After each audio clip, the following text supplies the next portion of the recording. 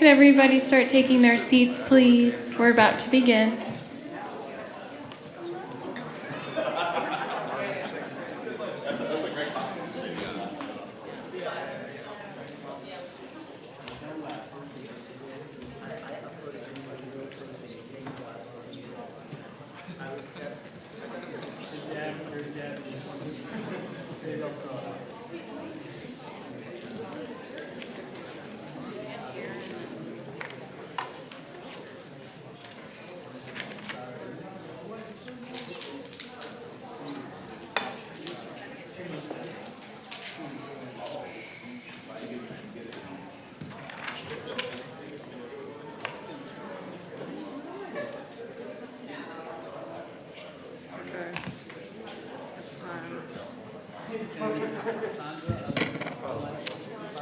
All right, everybody, we're about to get started. Go ahead and settle into your seats.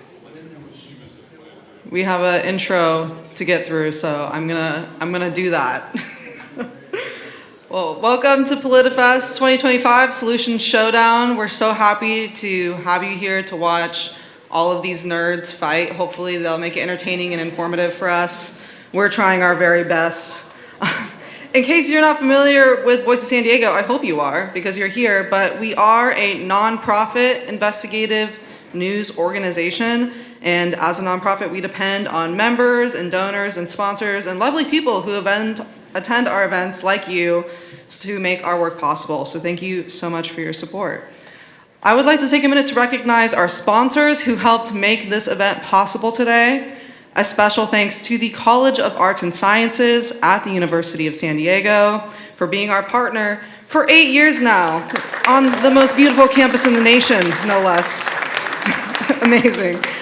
Also thanks to the Sequan Band of the Kumeyaay Nation, Mark Nelson and the Nelson Stakeholder Consulting, the San Diego Foundation, Hitski Development, Intessa, the Prebis Foundation, Verse 5 San Diego, and AARP. What a lovely list of sponsors. We'd also like to recognize KPBS and iNewsSource, our partners at Public Matters. We're partnering to share content, conversation, and events like this to ensure you all understand how to get involved civically and have the information you need to do that, to participate in the democratic process. I want to give a special thanks to Hitski Development and Intessa for sponsoring this session, and I'd like to invite Ginger here to say a few words before we begin. Hello, everyone. My name is Ginger Hitski, and I am the Hitski of Hitski Development. This is it right here. And I'm very, very happy to be sponsoring this discussion. I do know all of these gentlemen. These are all some really smart guys. I'm really interested to see if they can impress me today and what to do to make housing more affordable in San Diego. I also just want to say I'm really grateful to be able to sponsor free press in this particular year of our life, folks. So donate, please, to the Voice of San Diego. Thank you. We also have a multimedia component for you all from our partners at Intessa. We're going to get to that in a second.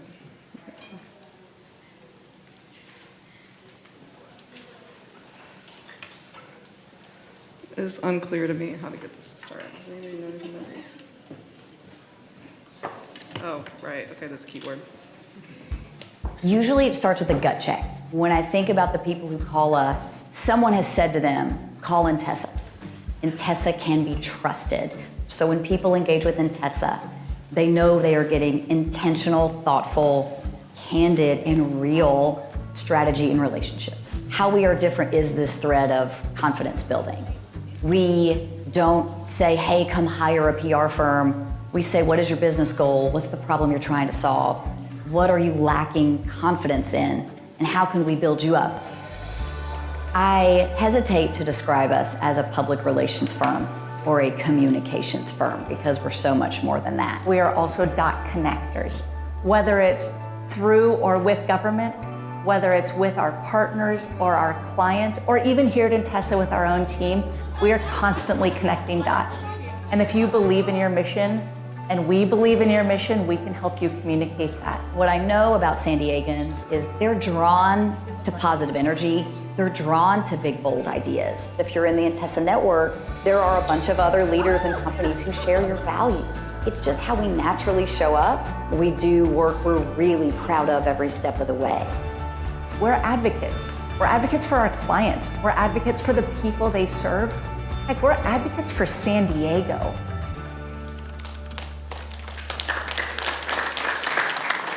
We love Intessa. They're fantastic partners. Let's not look at this. It's not necessary. Okay.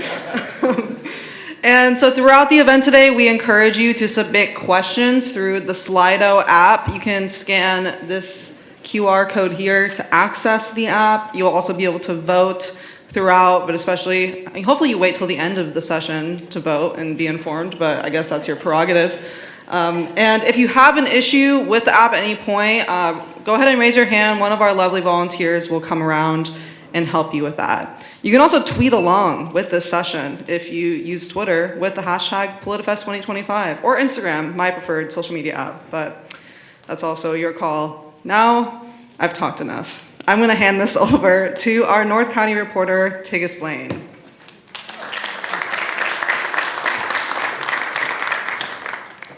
Hi, everyone. Thank you so much for coming to the Housing Solutions Showdown. My name is Tigges Lane, and I'm the North County reporter at Voice of San Diego. Today, we're going to attempt to answer one big question, which is how can we build more housing in San Diego that people can actually afford?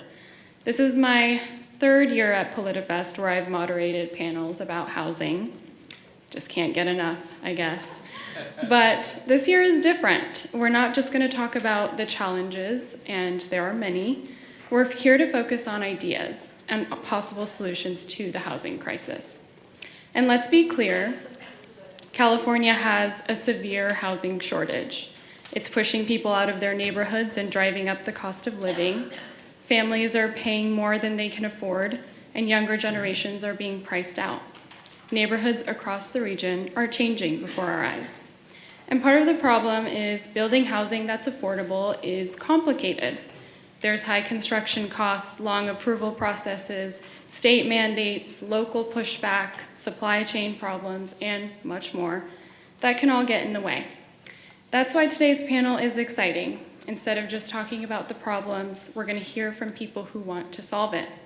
Today, you'll hear 3 different proposals, or solutions, each coming at the problem from a unique angle. Before we dive in, let me introduce our panelists. We have Ricardo Flores, who is the Executive Director of the nonprofit Local Initiative Support Corporation, or LISC San Diego, where he oversees financing for affordable housing and investments in underserved neighborhoods across the city. He previously served as Chief of Staff to Councilmember Marty Emerald and as an aide to Congresswoman Susan Davis. Let's give it up for Ricardo Flores.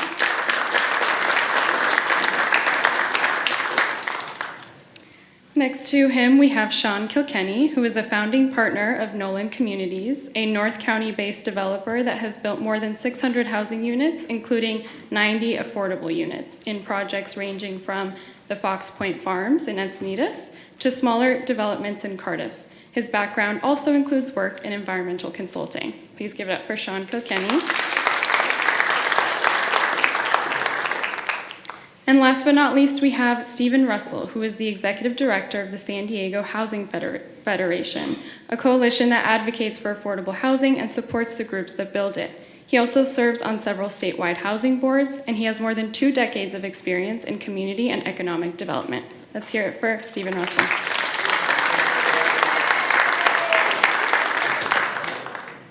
So we have 3 experts from different backgrounds, nonprofit, development, and policy, each with a bold idea to present to you, and in the end, you get to vote for your favorite one, the one that you think could actually work.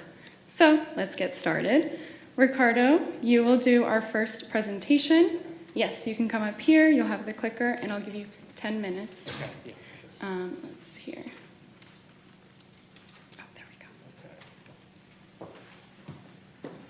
Well, thank you, Tigges, and thank you, Voice of San Diego, for inviting me back, this time with a solution. So I'm happy to be here. Again, my name is Ricardo Flores. I'm the Executive Director of LISC San Diego. We are essentially a nonprofit bank that provides funding for affordable housing, credit union, similarly. And our money actually comes from banks because of our large obligations under the Community Reinvestment Act. So the solution here, lowering housing prices by increasing property rights for single-family homeowners. Sounds like magic. Sounds like nobody loses there, right? And in housing, it seems like somebody's losing. But let's see how we can do that if that's possible. So this is where we're at. This is a map of the city of San Diego. And the reddish, pinkish color is 81% of the residential land of the city of San Diego is zoned for one thing and one thing only. A minimum of a 5,000 square foot home, or minimum of 5,000 square foot lot and a home on top of it, right? And the rest of the city, about 15%, is multifamily. This image is why we are in a housing crisis.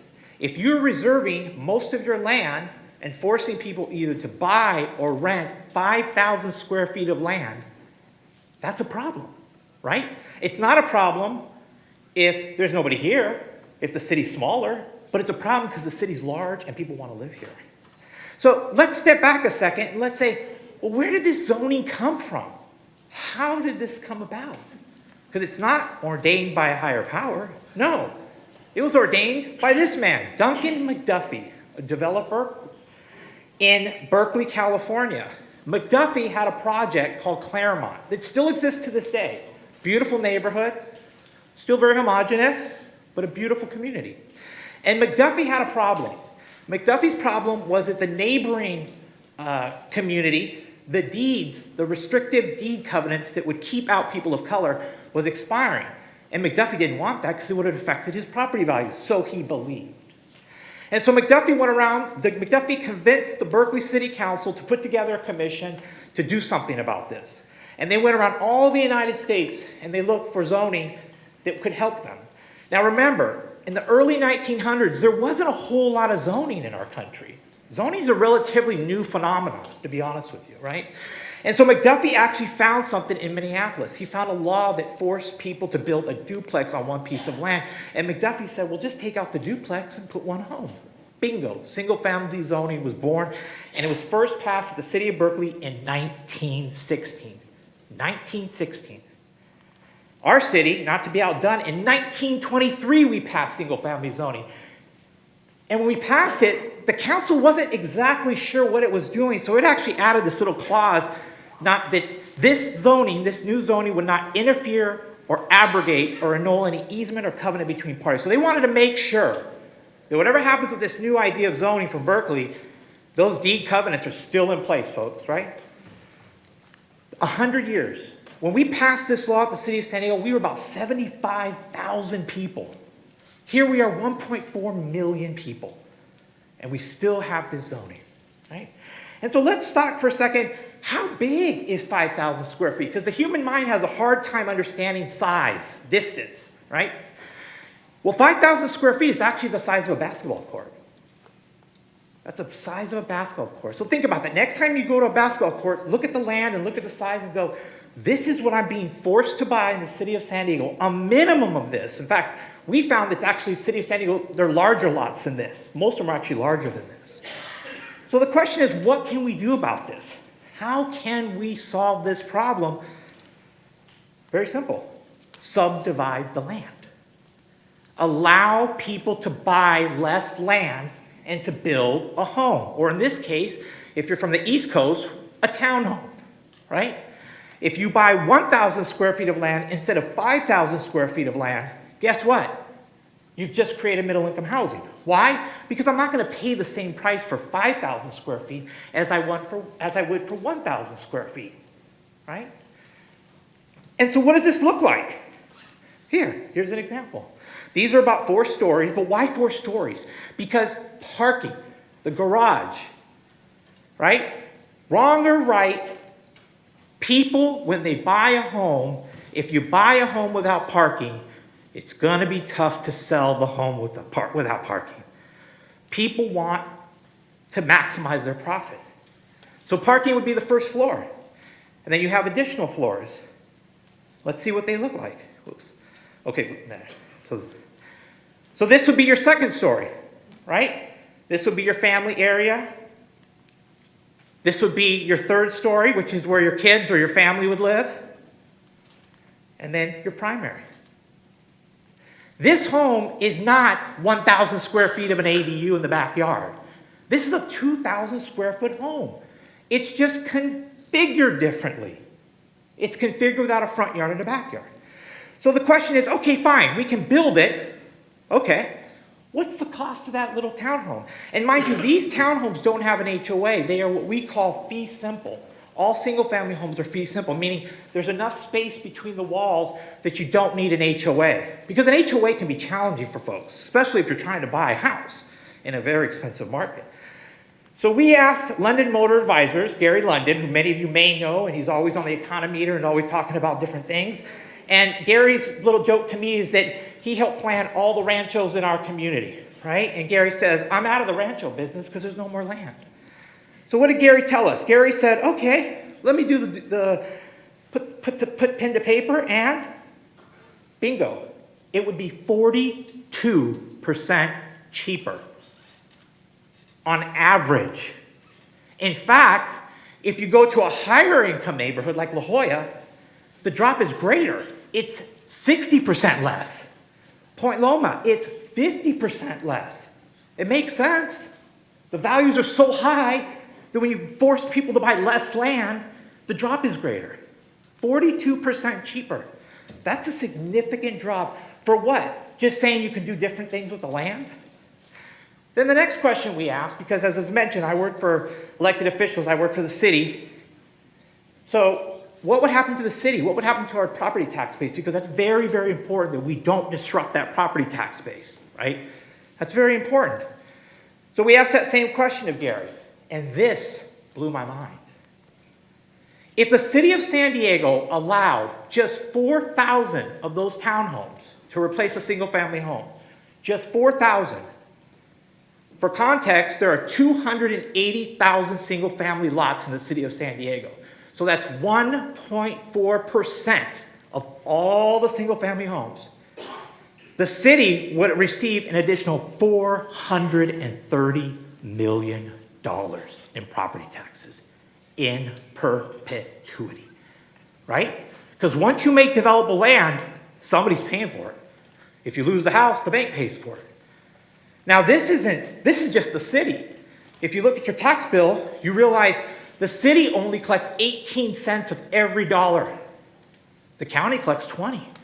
So the county would get about $450 million. And the school district, my goodness, the school district collects 45 cents of every dollar. They would get probably over $800 million in new property taxes. Again, for context, the city of San Diego collects every year $758 million of property taxes. And we would be adding another $430 million. That's significant, folks. There's your infrastructure, there's your streets, there's your roads, there's your parks, there's everything you've been asking for, right? And then lastly, because my parents are boomers, and I know there's a lot of resistance, but my goal is not to destroy my parents' property values. Why? Because it's counterintuitive to me. If I destroy their property values, then that's going to affect me, isn't it? So what happens to them? Well, this isn't really the law of land, but it is pretty much common sense if you work in the industry of land and developing. 1 minute. Not all land is equal. If you own a piece of land over the Pacific Ocean and you can't do anything with it, it has no value. If you can build one home, it has one value. If you can build condos, it has another value. By increasing your property rights, which this is what doing, because you're allowed to subdivide, you are increasing the overall property value. And bingo, it's done. You have now heard the big secret that to solve our problem is actually beneath our own feet. Allow the land to be subdivided ministerially. Doesn't mean you have to do it. Doesn't mean you want to do it. But allow it to happen. Allow it to happen. That's all we're asking. This is our coalition. We've got a big coalition. And that's my information. So thank you. Thank you. All right, Stephen, we hear from you next. Is that all right? The clicker should be up there. You can just click the next slide.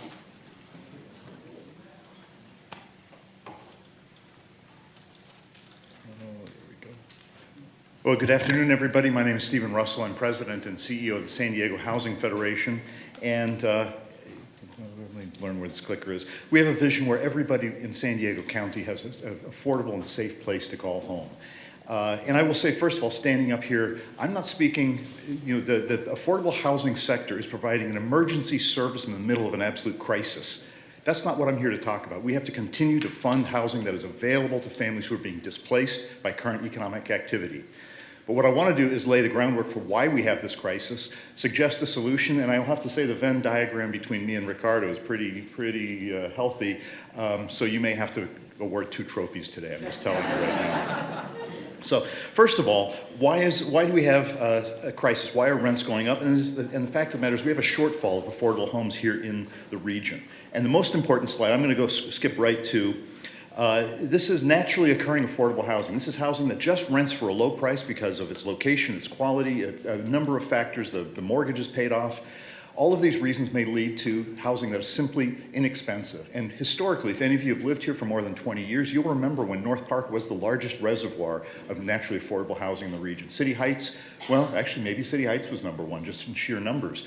But we had natural places where folks could afford to live because simply the market price was no higher than that.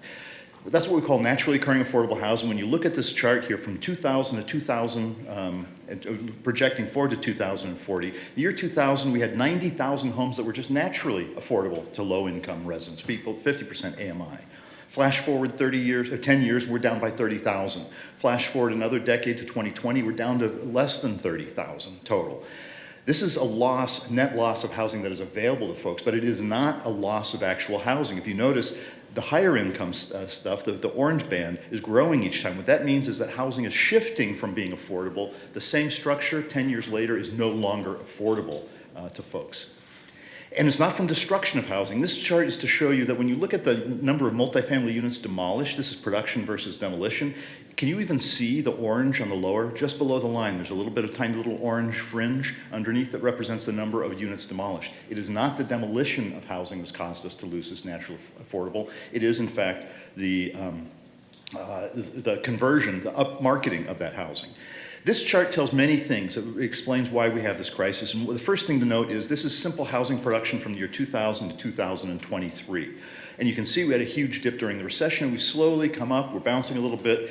And 2024 would look almost as good as 2023 if it were on this chart. Not quite as good. We just had the cities report. Actually, all the county municipalities have reported their numbers. But if you notice, it dipped and it rose. The second thing to take away from this, though, is the proportion of multifamily to single family. If you notice, before the recession, the majority of housing built was single family. This is in the whole region. It drops to almost no production in the years 2009, 2010, and when it rebounds, the proportion of housing that is single family is much smaller, that the vast majority of new housing units are in fact multifamily.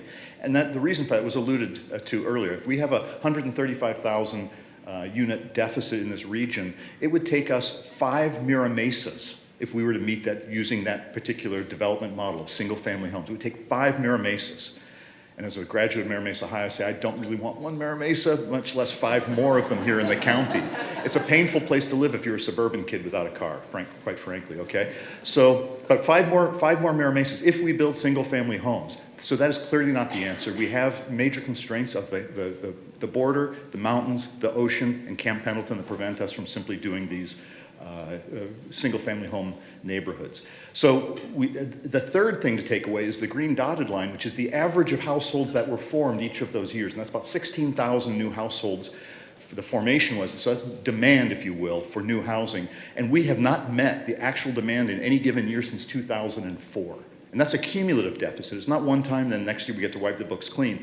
That's how we got to over 130,000 units short in the region, is by not building repeatedly year after year. So we need to build more. We need a lot more new housing, and we need opportunities for folks to buy into the region. We're not going to be able to do it with single-family homes, and this is where Ricardo and I kind of, I won't say collide, where we merge into a stream here. But talking about, really briefly, home ownership, rentership is an unstable status. So home ownership is not just a way of building wealth, very significantly, it's a way of stabilizing your living costs over the rest of your life, right? So you know you can continue to live in the community you serve. If you have a mortgage, you can project that in 20, 30 years, that mortgage is going to be the same. Taxes go up, insurance goes up, but your fundamental living expense won't change. This chart shows you whereas black families are 32% of homeowners, 32% of them are homeowners and 68% renters. The reverse is true for white households. What that means is that black households are exposed to the vagaries of the market at a much higher rate, and it forces them to move. It forces folks to double up, triple up, or leave the region, or go homeless, right? So this is the explanation of that. The history of that, how many of you know this image? Just show me a hand. You know this image. I'm not going to talk about it. You should ask your friends about it. If you don't know what that means, ask the person sitting next to you with their hand up. So, what is the solution? The solution is we need to find ways of building more multifamily, affordable housing for sale. There's a number of ways of doing it, and there's several components. Townhomes, which are actually connected but might be condos, are one.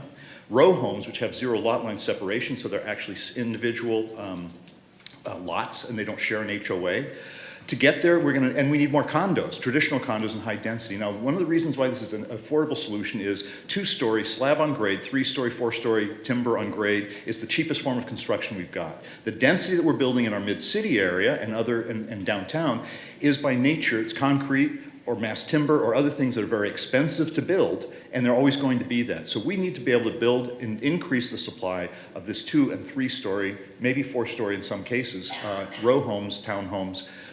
And we need to be able to do a condominium without fear of the construction defect litigation shutting it down. Right now, we need to reform the laws around construction defect litigation to allow lenders to take the risk, to allow builders to take the risk to actually build condominiums.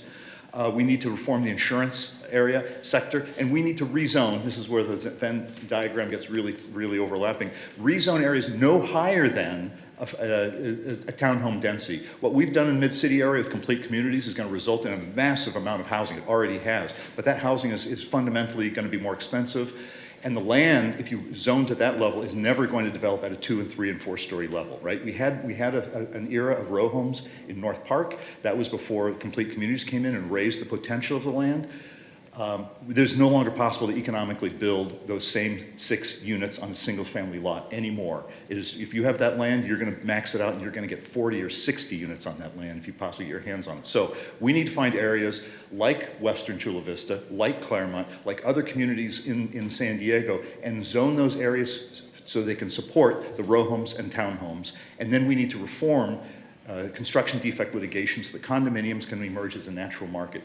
If we can create, and this is the tagline, 10,000 ownership units a year, 10,000 new ownership units a year for 10 years, we will be on the other side of this crisis. We'll have a balanced and healthy and growing marketplace. That's the sum total of the idea. I hope you enjoy it, and I hope you vote for me with a rainbow. Thank you.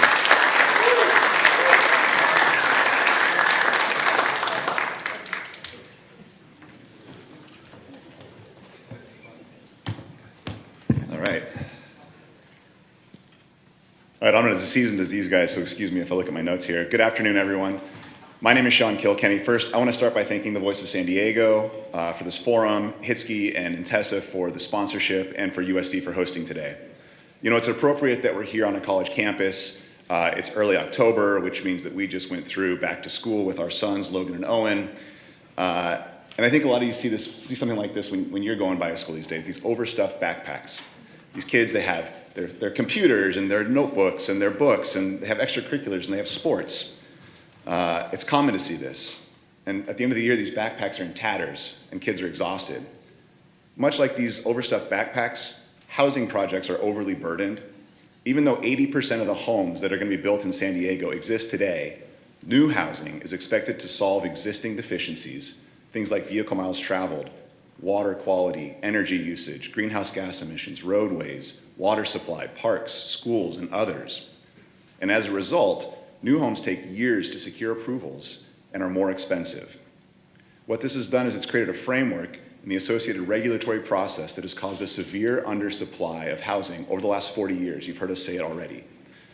What that has done is it turns homes into commodities that are way too expensive, available only to the wealthiest or luckiest few, has resulted in a loss of business, a loss of employment, a loss of opportunities to create generational wealth, and frankly, a loss of congressional power in California to affect national change. So bear with me, because over the next couple of minutes, we're gonna go on a journey together, and you're gonna feel some different feels, as my kids would say. And that's okay. Housing is a really emotional topic. But let's ride this out. That's why I want to thank you for being here and engaging on such an important issue. I agree with many of the things that we've heard already. I think we need many, many solutions. We need to look at lot sizes. We need more funding for housing. But I also think that we need to look at this with an abundance mindset. Why do we need to think bigger? Well, first, let's start with the scale of the problem that you've heard already. We are 200,000 housing units short today due to 40 years of undersupply. That's just to catch up to today. That doesn't account for an additional 200,000 units of housing that we'll need over the next 20 years. The same thing is happening across the entire state. The problem of housing supply is only getting worse. Costs continue to go up, regulations continue to get increased, and affordability is what pays the price. It's kind of like my doctor told me, the best time to start working out was 20 years ago. The next best time is today.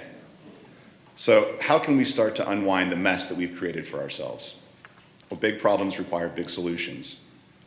And that's why I'm proposing that we have the governor declare a statewide housing emergency. Now, what would this emergency do?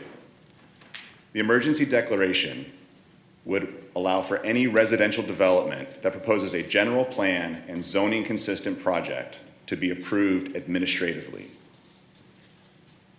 Why else do we have general plans and zoning laws if we're not going to use them? This proposal doesn't allow for general plan amendments, and it wouldn't create a pathway for rezones. It would allow us to build what we have planned today. Are you guys with me? Everyone feeling okay? I promise it's not that crazy, and here's why. The reality is that we have a lot more planned housing across the region in general plans and community plans. How many homes? Well, according to Sandag, we have 250,000 more homes planned for than under build-out of the 2025 regional plan. They're simply not being developed. And why is that? Long permitting processes with unacceptable levels of entitlement risk, uncertainty over political outcomes, lack of availability of land, as you continue to hear, a lack of diversity of home types built to suit the market, high costs of capital, high regulatory environment, just to name a few. Now, the state is already moving in this direction. A litany of annual legislative changes that are pecking around the edges, but these tweaks have yet to have an appreciable impact on the supply of housing. We literally cannot afford to keep waiting. Nibbling around the edges isn't going to cut the scale, The scale of the problem is just far too great. Even in areas where local and state law have prioritized and streamlined the development process, we continue to fall further and further behind. So being more permissive across the state and the region with an abundance mindset, but still within the time and the expense and the energy and all the feedback that has gone into the community plans and the zoning and the general plans that you all have been engaged in, would provide for a wider scale of land and opportunities upon which to build a larger number and variety of homes. In fact, the city of San Diego has been a leader through Complete Communities Housing Solutions. And according to a 2005 KPBS study, the jurisdictions in San Diego, which saw the most building permits issued between 2018 and 2024, saw the lowest increases in rent. Supply and demand. We must fix the supply side. Again, you heard Stephen just mention this, but state law, well, again, has just been passed with AB 130, still isn't permissive enough because it prioritizes high-density infill development in areas that are already largely developed with projects that are inherently more expensive to build. Podium, high cost of construction projects, and projects that are by and large only going to be rental projects and not provide the opportunity for home ownership that is so sorely missing. So how does this emergency declaration work? Well, it can't be done overnight, unfortunately, but it can be done within 2 years to give ourselves some runway to go ahead and have local jurisdictions update infrastructure plans, coordinate with utility districts, work with property owners and applicants, a chance to staff up, a chance for labor markets to hire enough laborers to do this. We're incredibly short on the labor side right now to build what we need to build in San Diego. It would also allow capital and equity markets a chance to evaluate opportunities and to be ready once the green light was lit. This program would then last for 7 years, consistent with the 7th Regional Housing Needs Allocation Arena Cycle, which would begin in 2027, 2028, 2029, and it would last for 7 years. And at that point in time, the governor, at the governor's sole discretion, could either end the program or continue it on with the ultimate goal of producing 3 million new units statewide. Any approval would be vested for a 3-year period, but if a project hadn't substantially started, it would have to go back to the line and reapply all over again. So I recognize that this is a pretty significant proposal and there needs to be some guardrails to make sure that there are no bad actors. Communities would have to meet the following requirements. They would have to be consistent with general plan and zoning. At least 10% of the units would have to be deed restricted as low income or 20% at moderate income. Homes would have to be reviewed for life and safety by the fire department. They would have to demonstrate sufficient water, sewer, storm drain, and utility capacity. Communities would have to achieve a minimum of at least 8 units per acre. All regulatory permitting, federal and state, would still be required. You couldn't bypass permitting processes. And applicable mitigation measures from a general plan would apply. Everyone's starting to breathe a little bit better? You see, it's not just because it's so expensive, but the reality is California is perhaps the most environmentally progressive state in the US. We have the 3rd lowest greenhouse gas emissions per capita per nominal unit of output of any state in the US. Every clean, green, energy efficient, EV-ready, fire-safe house built in California is one step towards a better environment. And this proposal doesn't change anything about the world-class building codes in California. But more importantly, it's about our future. People and businesses are leaving California. They're going to places like Texas and Arizona and Nevada. And when people leave, businesses leave. And we've seen this in San Diego. In fact, Sandag, in their latest projection under the regional plan, is estimating that our future build-out of employment will be 290,000 fewer jobs than just 4 years ago. How does that affect your children? How would that affect your grandchildren? This is why I believe the governor declaring a state of emergency on housing to direct general plan and compliant projects to be approved administratively is the best solution to build more homes that will be affordable to more in San Diego. Thank you very much for hanging with me.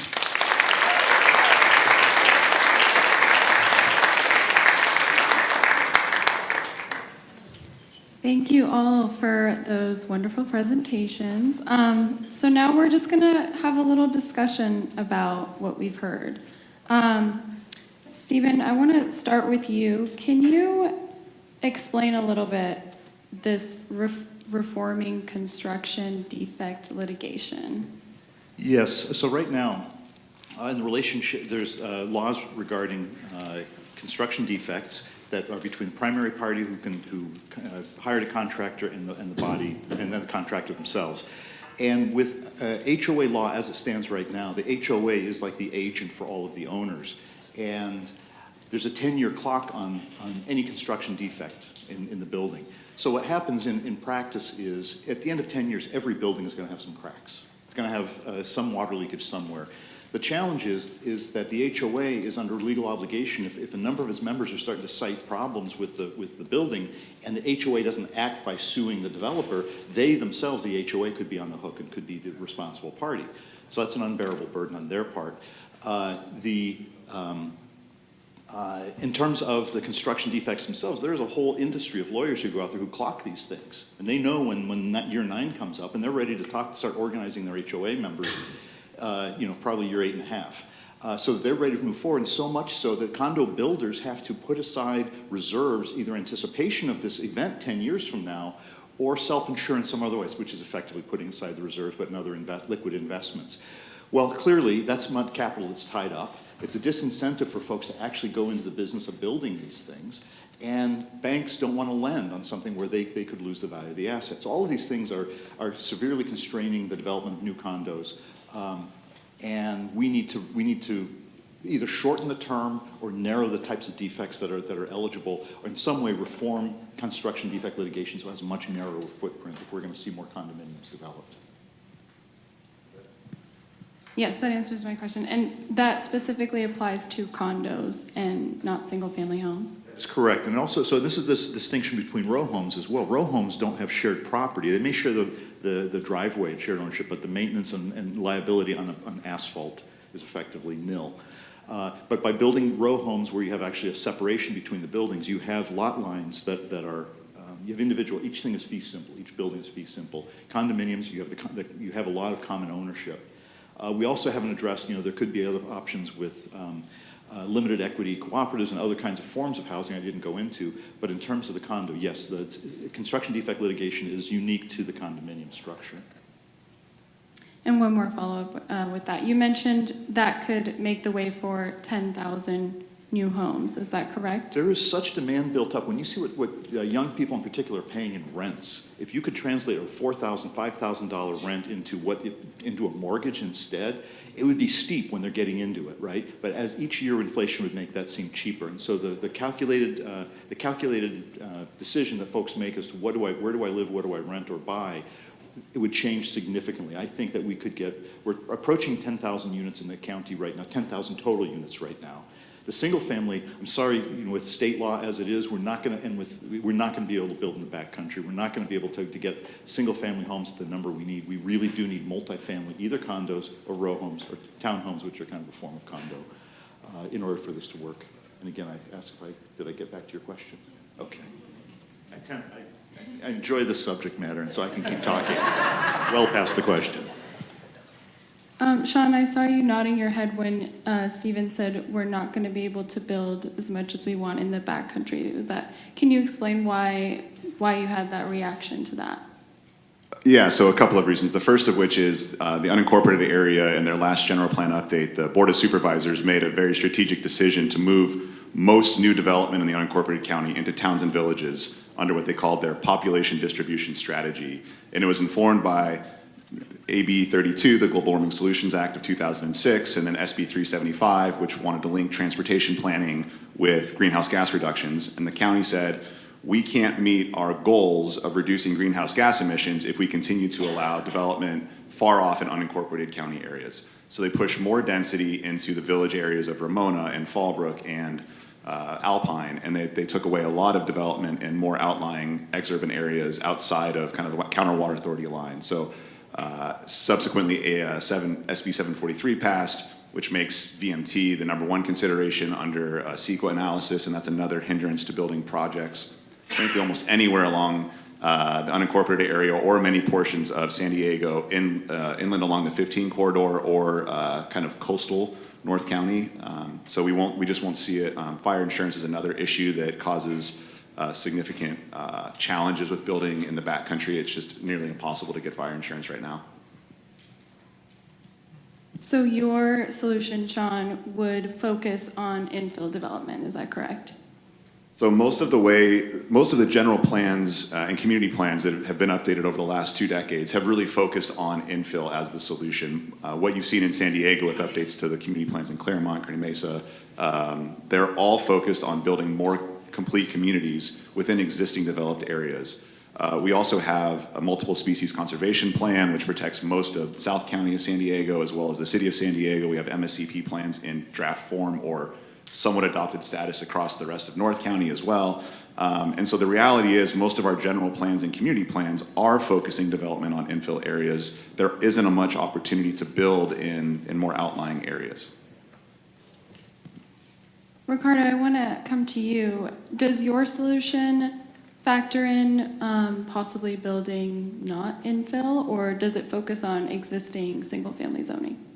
Yeah, it's more of an infill play. That's really the goal because, again, the majority of the housing, the single-family housing in the city is in the urban core. And then, of course, long-term, we know the Colorado River is challenging. We know that it costs more money to provide more services further away, et cetera. And we really do need to concentrate that. And let alone, too, everybody wants to live in a walkable community, or most people do, right? Now, this doesn't negate if you want to live in Alpine or you want to live in Humboldt and you find a home, that's your prerogative. But I think what we're also seeing, too, is governments are starting to say, we can't ensure reliability. My parents live in Humboldt. When there was a fire years ago, The county said, look, you guys better get solar because we can't ensure that you're gonna have the lights on, so they got solar. You know, they have a septic tank, right? These are the decisions they make. The challenge for them, though, is they're sitting on an acre of land in a 2,500 square foot home, and they're in their 80s. And my dad has to take his car, the trash down the road to drive it. That's unsustainable, right? And so, again, you can build out there if you want, or you can live out there if you want to, but the idea that the government is going to subsidize all of that for you, that's just not practical. Maybe it will be at one point, but not as we sit here today. Ricardo, with your solution, you know, minimum lot sizes, subdividing land, what do you expect that there would be pushback from people who, you know, they own their home, they own the land that it's sitting on? Why would they want to give some of that away? Yeah, you know, it's an interesting question because in some ways I'm telling folks, I'm going to give you more rights, right? Like I'm not only going to give you pizza, I'm going to give you hot dogs. And people are saying, I don't want hot dogs. I don't want hot dogs. I don't eat hot dogs. And you're saying you don't have to eat the hot dog if you want to, but you can eat the pizza. I'm giving you more rights. That's the crucial part. The other part too is, you know, we have an aging population that at some point could be house rich, cash poor. House rich, cash poor. So what do? The only thing on the market that you can do is enter into a reverse mortgage. My parents are not going to enter into a reverse mortgage because they want to give me and my sister something. And that something is the house, right? And so in this scenario, the front yard, I have a huge front yard. That front yard has worth. If your home is worth $1 million, your front yard's worth about $200,000, right? And in reality, you don't have to sell it to a stranger. You sell it to your own kid, right? Sell it to your kid, and you take the cash. Your kid goes to a bank, gets a loan to build a construction loan to build a house, collateralized on the land, and that's it. They're homeowners. They have a future. You have a future because you still have home ownership, right? That's really important for the family, the boomer family as well. And so again, what I think one of the panelists mentioned, there's just, right now, we literally have just two types of housing. You have a single family home and they have apartments and nothing in between. That doesn't make sense. Again, let's just offer the other alternative. Maybe people don't take it, but let's just see. Let's see, again, what young people are interested in. Stephen, your idea sort of overlaps with Ricardo's as well. Can you explain a little bit how your solution, if implemented, how would it factor in these minimum lot sizes? Well, that would be one of the three housing types that I would propose we need, is this in-between for sale, lower cost product. One being row homes, townhomes, which are a form of shared ownership. And then where it differs really is that I'm also suggesting the condominiums, which could be multi-story, high-density buildings, would also be included within my solution. So there's a great overlap, but clearly the row home solution is one that especially works in areas that are currently single-family homes with large enough lots that you can stack 6 units side by side from front to back. That's a large part of what could be done, and I believe the market would support that naturally because the building cost is low enough, the land cost would be relatively low. There would be a natural, quote-unquote, marketplace for that without subsidy. It would also give us the opportunity when it comes to the kinds of home ownership assistance we do right now. We're doing down payment assistance, which is only choosing a winner from the competitors for a property. It is not increasing the supply in any meaningful way. We need to actually provide more opportunities, and I do believe that what Ricardo is suggesting provides probably the lowest cost housing in the region, especially in neighborhoods right now that are all single family. Sean, I want to get your take on this idea. Two of the panelists are talking about lot sizes, subdividing land. What's your take on it? And do you see any obstacles that could arise from that? Yeah, I think we need many solutions. So I think that reducing minimum lot sizes is something that is a solution that will help the existing shortfall of housing. My question about it, and I would love Ricardo to respond to this because I just haven't been able to figure it out, is who comes in, if you have a 5,000 square foot lot that you own, a regular family, I think, the regular homeowner is not going to be able to say, okay, I'm going to move out for a year and hire a contractor and hire an architect and hire a civil engineer and process plans and do a 5-unit subdivision. I think that ends up being something that we see elsewhere, which is a developer comes in, takes it out, buys it, puts 5 homes on it. So, and I don't think that that's a bad thing. I'm a community entrepreneur, as I like to say, developer. But I do think that there becomes a concern on the side of neighbors and of homeowners if that happens. So I do believe that I don't know how to respond to that. Smaller lot sizes is a good step. It is absolutely necessary, I believe. So, it's interesting, Seattle's doing this, and the American Enterprise Institute did a study just recently on Seattle, and they found everything that we're talking about here. But what they also found, too, is that the developers that are doing this are small local developers. And so that's exactly right. You're going to probably provide opportunity for other local developers to buy a single-family lot and to replace that single-family lot. If you want to go through that as a homeowner, you can. It's just an option. You don't have to. There's a YouTube video that I saw of a family, a boomer family outside of Vancouver, and they actually went to their neighbors and they said, hey, we're going to be doing this, and they actually did exactly the same thing, and they created a compound for their children, their grandchildren, and the great-grandmother. And so, again, you can do it if you want to do it, but you don't have to do it, right? It's just, again, the idea just being that we have to have options, and the majority of our land is for one thing. And we've got to really think about what we can do with that land going forward. And people say to me, will it change the neighborhood? Sure, but I'm not the same as I was when I was born, and I'm not going to be the same as I am now as I will be in 30 years. Right? Things change. That's just the nature of life. And ultimately, too, I think what's interesting about this conversation is that we have a giant population of boomers, right? The largest population we have in our country at some point. We have me, the Gen Xers, a small little generation. And then we have millennials and Gen Z, another huge group of people. And that's really what we're talking about here, is them. Because, believe it or not, I want to retire, right? But who is going to pay those bills for me to retire? If Gen X can't find a home, if they can't start families, if they can't consume, if they can't go in debt, who's going to do it? This is very similar to the play we did in the 1950s when, if you remember, my grandfather and many people here, their parents were paying 90% taxes probably to do what? To build the aqueduct, the school system, all that stuff, the roads, right?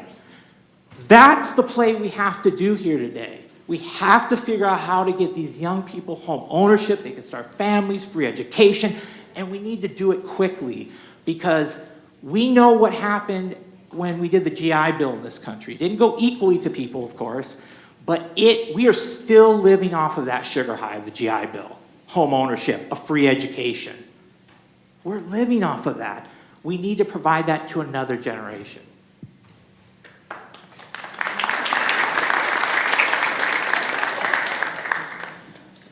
Sean, I want to go to you. Your solution involves the state making this big declaration. We see today that there's a lot of local governments and city leaders who aren't fond of the state's laws and mandates that encourage more development. So what do you expect could be the response to something like this, and how would you suggest mitigating that? Yeah, I think what the idea is that general plans and zoning have been adopted at the local level. And so whether or not, and a lot of what the state has done has tried to, in some ways, I don't want to say usurp that, because a lot of the most state laws haven't allowed significantly more development necessarily. But you still have local control in so much as the city or the county has said, this is what we want to see built in our jurisdiction. This is the zoning that we've put in place in our jurisdiction. The problem and the challenge that we have is once that happens, That should be the ball game. We should then be able to say, okay, this is my piece of property, this is what my land use is, and this is what my zoning designation is.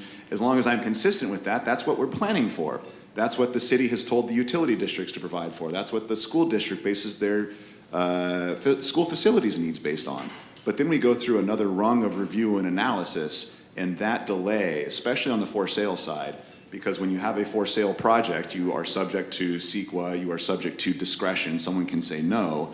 That causes significant delay, that causes significant financing hardships, and that causes developers and home builders to say, no, I'm not gonna do it, it's not worth it.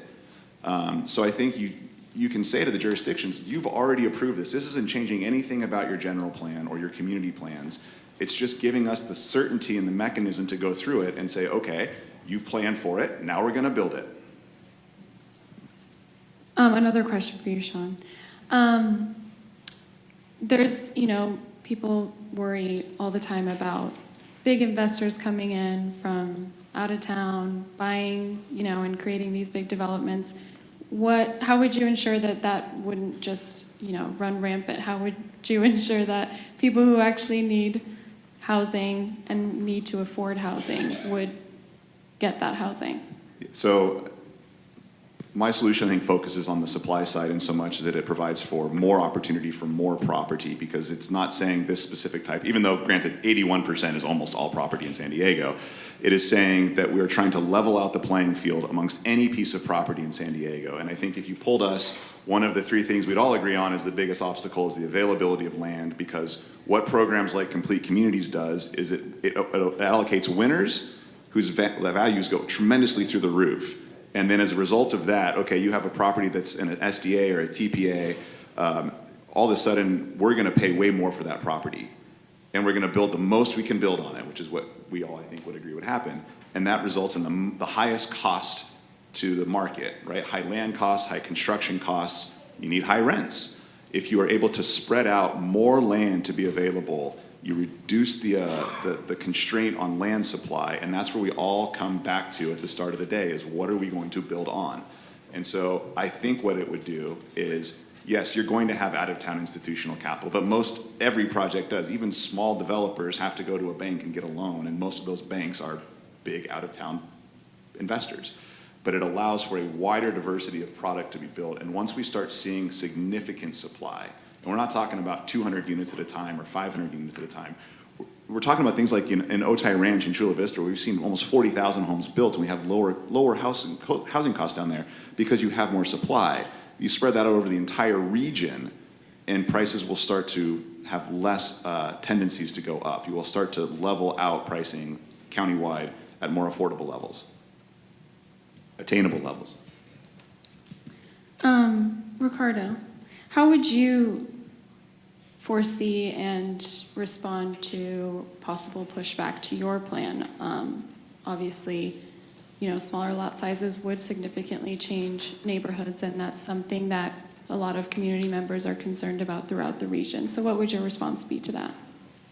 I mean, my response is, well, what's your solution then, right? Because there's really not a lot of solutions we have here. I mean, you can either take a single family, the land is single family, right? So that's the land. Well, what would you do? Would you build a tower? I don't want a tower. Okay. Then a townhome? Well, okay, I guess. That's gentle density. There really is very little solutions here, right? And if you want to keep the character, this is probably the only way you're going to do it in a gentle way, right? And it may be that in 100 years from now, we have to go even higher, but we won't have to worry about that in this room, right? But I think that's the real challenge here, is that when you say, because I talked about this for a little while now, some people like it, some people don't, whatever. But then you're saying to them, well, what's your solution? What do you want to do? Because, people don't, the American dream, right or wrong, isn't condo rights in Southern California, right? It's a home and I can see the land, right? I want a single family home. It just so happens you can't afford it potentially in this market, and that's fine. You could go other place and find it, right? So, it's a really, again, we've boxed ourselves into this situation, but it's ironic to me that the solution is actually pretty simple, and we're gonna do this eventually because it's just unsustainable, right? Regardless of what you think of the idea, Do we really think millennials and Gen Zers are going to be buying your $2 million home at some point? No. Maybe they'll get it when you pass on, but they're not going to buy it. So at some point, you're just not going to have people affording the product. It's just, that's the reality. Or I have a colleague in Detroit who has List Detroit, and the value of land in Detroit is so little, or has such less value, that a bank in some areas of Detroit will not give you a mortgage. Think about that. So the home's maybe worth $20,000. The bank's telling you, just go out there and get the money. We're not going to give you a mortgage for $20,000. And who would have thought in Detroit in the 1950s or the 40s that, oh yeah, people are going to leave here in the future and your land's going to be worth nothing practically? They never would have thought that. So we play with fire here in San Diego. We all say, oh, you'll never leave San Diego. It's beautiful, the ocean. Oh no. People like living. People want to have families. You'll leave. And once you leave, then what do? Right? We've got to get ahead of this, and it's really, really not that complicated. Is it a change in imagination of what a neighborhood looks like? Sure. But can you create a neighborhood? I live in Kensington. Maybe they all look like Spanish-style homes like I showed you. Who knows, right? Character is not the people, right? Character, if you want to replicate what it looks like, you can do that. That's not complicated. Ginger can build something that you want in your style, right? I mean, the Matterhorn doesn't exist in Orange County, but it's in Disneyland, right? And they built that. So we can build that character. Thank you. Sean, can you expand? I think you mentioned this in your presentation, but with, one of the concerns that people have with building and new homes and new development is the strain that it can put on infrastructure. With a statewide emergency and quick building, how would you respond to that concern of this is just going to put a lot of strain on infrastructure? Absolutely. So when a jurisdiction adopts its general plan, that goes to SANDAG, and SANDAG then projects out forward based on those general plans. But also it coordinates with the utility district. So whether it's the city's water department or Liebenheim's water district or a sewer district, those all should be integrated in a way that they're planning for a build out of a general plan.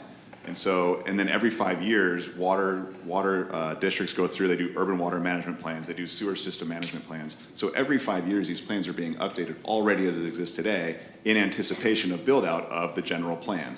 So while there will be concern and there will be frustration, there will be pushback, most of what is planned for by lead agencies today, whether they be cities or counties, is already anticipated in future plans for the utility districts. In fact, there's instances where some utility districts have gone, and this is I think they're talking about this on the water issue. Some districts have gone ahead and said, okay, we're going to have more growth, so we're going to go ahead and get ahead of this. Valley Center, a municipal water district, did this. They put a big effort in Valley Center because the County of San Diego put additional density out in Valley Center. The first project that came in Valley Center, Park Circle, which is a beautiful project, had development rights of up to 1,200 units in it. And then they have the North Village project, which has 700 units, and they have other projects. So they expect thousands of new units in Valley Center. And the water district said, okay, we're gonna do a bond, we're gonna put in this big improvement to ensure water supply and sewer capacity. And now there's no development happening. The Park Center project ended up being about 360 homes. And so now the district is in trouble. Allowing for more development that is planned for would enable more property taxes to be collected, more consumers. When we come in and pay, we pay water $15,000, $16,000 a home for water rights, $20,000 a home for sewer rights. That all goes into these utility districts. We pay school fees, we pay park fees, we pay road fees. So all these improvements, some of them will be funded, but most of them are already planned for. Stephen, with your idea to reform construction defect litigation, how would you respond to people who may say these are, the need to update and evaluate properties and developments are necessary guardrails? How would you respond to that, and why do you think it needs to be reformed? So the why is because it is preventing us from building condos. And I want to call out the Aaron Price fellows we have here today. How many do we have? Okay. Very good. Were you all subjected to my rant earlier this morning? Did you? The different class? Okay, different cohort. So I spent the morning with the current cohort of Aaron Price fellows, and I think it's important to call them out because these are the leaders. These are the folks we need to stay in this region if we're going to be a prosperous region. At the same time, we have 10,000 people every day are turning 65 in the US. 10,000 every day for the next 19 years, right? That's a lot of seniors. These are a lot of seniors who don't want to live in a two-story home. They don't want a row home where they're going up and down the stairs. They've got oversized houses. They can't move out because of their tax basis, and there isn't a product out there that fulfills their need. Condominiums, multi-story elevator condominiums, are exactly the product that many, not all, of these folks really want. So it's an imperative that we build these. That's the starting point. The interests who are interested in keeping the 10-year, the very onerous regulations right now, I would say there's a couple. One is labor has often wanted to use this issue as leverage to get into the housing market into more of the private housing market, on arguments that the quality of building would be, that building standards would be improved by the apprenticeship and training and all the things that they do to be expert builders, right? So there's an interest there. The stronger one is the realtors, because they sell confidence. They sell confidence in the future value of a home. They need people to believe that what they're buying, what they're being sold is valuable. I do think that's overcoming that is relatively easy. I sit in a room. Any realtors here in the room? That's weird to be in San Diego and we're like two realtors. Okay, well, one with a heart too. I love that.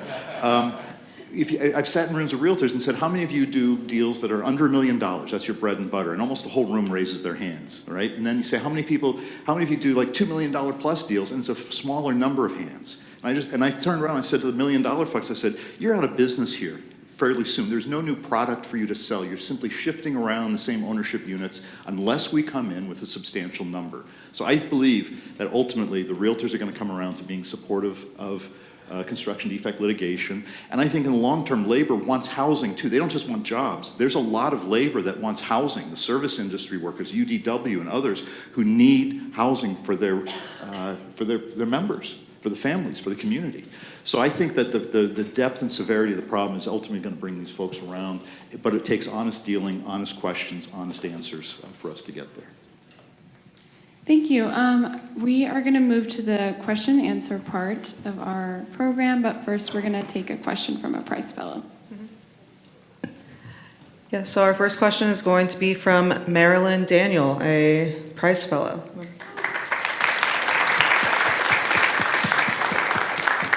Hi everyone, I'm Marilyn Daniel. I'm a sophomore at San Diego High School and an Aaron Price Fellow. My question is, what strategies have you seen work best in other cities and states that could help us increase housing here in San Diego?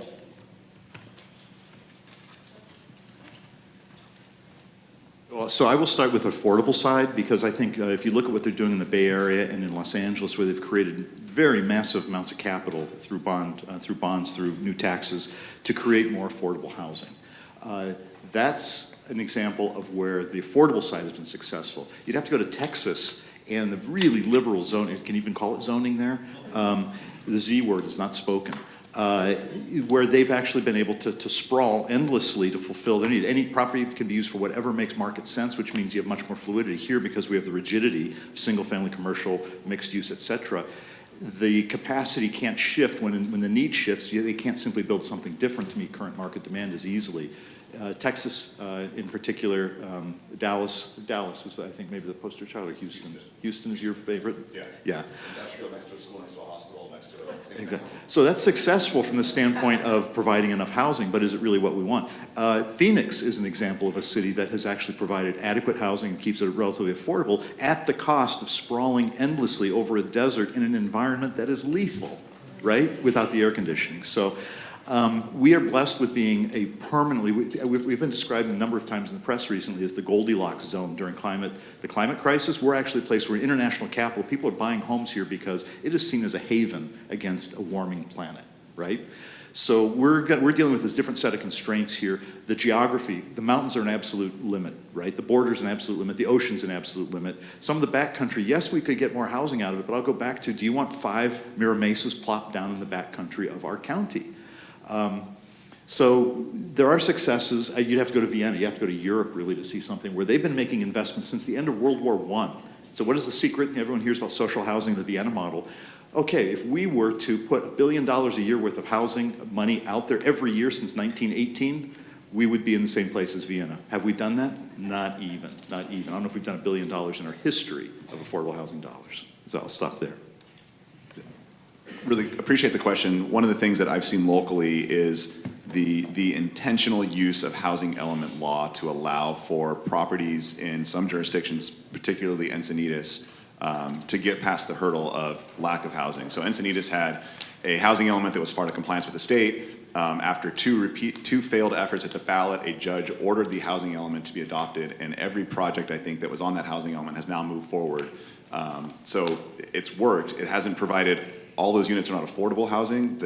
Most were done with density bonus, so they built more housing than what the housing element actually anticipated, but only at 20%, I think, of most of those projects are affordable housing. But housing element state law has worked, but it's only working on the rental side because the discretionary side for sale, so the condominiums, the townhomes, those still require a discretionary vote, and they can be denied for non-objective reasons. They can be denied for any reason whatsoever. So that would be another change to state housing law. So, good question. It's interesting that we have so much single-family zoning around the whole country, and we have very, very, very few jurisdictions or who have done what I was explaining to you to do, right? It's really kind of strange. And when you talk to developers and land use people and bankers, and you explain to them, this is a way to make housing cheaper, they just look at you like, yeah, duh, of course, what? So is there just a giant disconnect from the idea and the actual change that we're trying to make? And frankly, it's, I think, a lack of imagination, to be honest with you. It's just a real lack of imagination. So the cities that do have done this, and there are some, Houston was brought up. Houston did this in 1994 or 5 as a vote of the people. And they've seen exactly what I said. They're seeing lower housing costs. They're seeing more opportunity for young families to live there. It's happening. Seattle has done it, like I mentioned, not everywhere, but they've done it and they've seen the same thing. Portland, the same thing too. The real fascinating thing is in each of these jurisdictions, because I've reached out to them, they've not really talked about the part of the property taxes and the increase in property taxes. Now again, we have a very unique system here in California, but they haven't put the two together. And that's the second part of this. We are very good in our society of doing a lot of things, but we're siloed. We're siloed. And so the planner doesn't really think about the property taxes. The people that worry about taxes don't think about the planner. The people that are worried about VMT don't think about the zoning. We're just kind of all talking past each other. And again, I worked in government. I worked for elected officials. I was a chief of staff. If you had come to the office and you had asked me why we have single family zoning, I would have said, I don't know. If you would have said, how big is single family zoning in the city? I don't know. If you would have said, could you build on less land? I would have said, I don't know. And that's the job of a local government person, is to understand what zoning does to their cities. And I bet you, and I don't want to call them out, but I bet you they don't understand it. They don't understand it. And that's okay because we're a community, right? We can help them understand it. And also the challenge is when you go speak to elected officials, there's a need for the elected official to say, I know what you're talking about. I know exactly what you're talking about, Sean. No, I don't need an education. I've got this job. I'm a leader. But the reality is they don't. They don't. And how do I know? Because I talk to them. And I'm a safe space because I can look across from them and say, I worked in this office. I'm just this ignorant of this idea too. And I learned this because my new job forces me to work with smart people like Ginger and others. And if you ask them these questions, if I allow you to buy less land and build a townhome, will it be cheaper than the 5,000 square foot land with a home on top of it? And they'll look at you like, son, it's not all working up there. Of course it's cheaper, it's less land, right? So it's shocking, but you've got a lot of people older than you who lack imagination.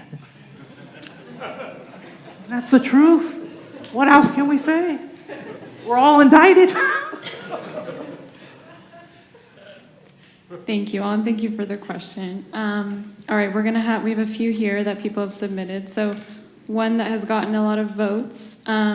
It seems like these three plans are compatible with each other. Does anyone on the panel disagree with any specifics of the other's plans? I'll start off, absolutely not. Absolutely not, right? Because again, we're in a housing crisis. So each of these panelists have an idea to do something. I like to think my idea is at the base of it all because the land is the commodity that you live on. And if you can't use smaller amounts of it by law, no less, then that's a problem, right? I would agree. I think I mentioned this, but the issue is so great. The shortfall, not just in San Diego, but across California, is so significant that we need to do everything that we can in our power to build as many homes as we can as quickly as possible. California is a major economic engine for the country, for the world. The reality is we are an environmentally progressive state. We are very much the forefront of trying to address climate change and trying to preserve habitat and trying to keep water quality clean so that our oceans are clean. And every time that a project fails and every house that isn't built is a family that leaves San Diego and a family that leaves California. And to Ricardo's comment about Detroit, San Diego and Detroit are very different, but we have seen an exodus from San Diego. We did see a reduction in population during COVID, and we lost 2 seats congressionally in the last census. And if we want to have real power and real change, a lot of the issues that we so care about are decisions that are made in Washington. And if we are going to live in an era where Congress is divided by 2 or 3 votes, we need as many of those votes as possible to be from California. So the question is really, do these overlap? Are they at odds with each other? And we're in an age of improv, right? And the basic rule of improv is yes and. So I think we need all of these things. I do think my idea is more clear than the others, and I'm asking for the youth vote here. I just talked to your classmates, Aaron Price Fellows, early this morning. Just saying. But in all seriousness, we do need all of these solutions. I don't fundamentally disagree with any of them. I think, some of them take multiple years to enact. Other things we can do more quickly. Let's do them all.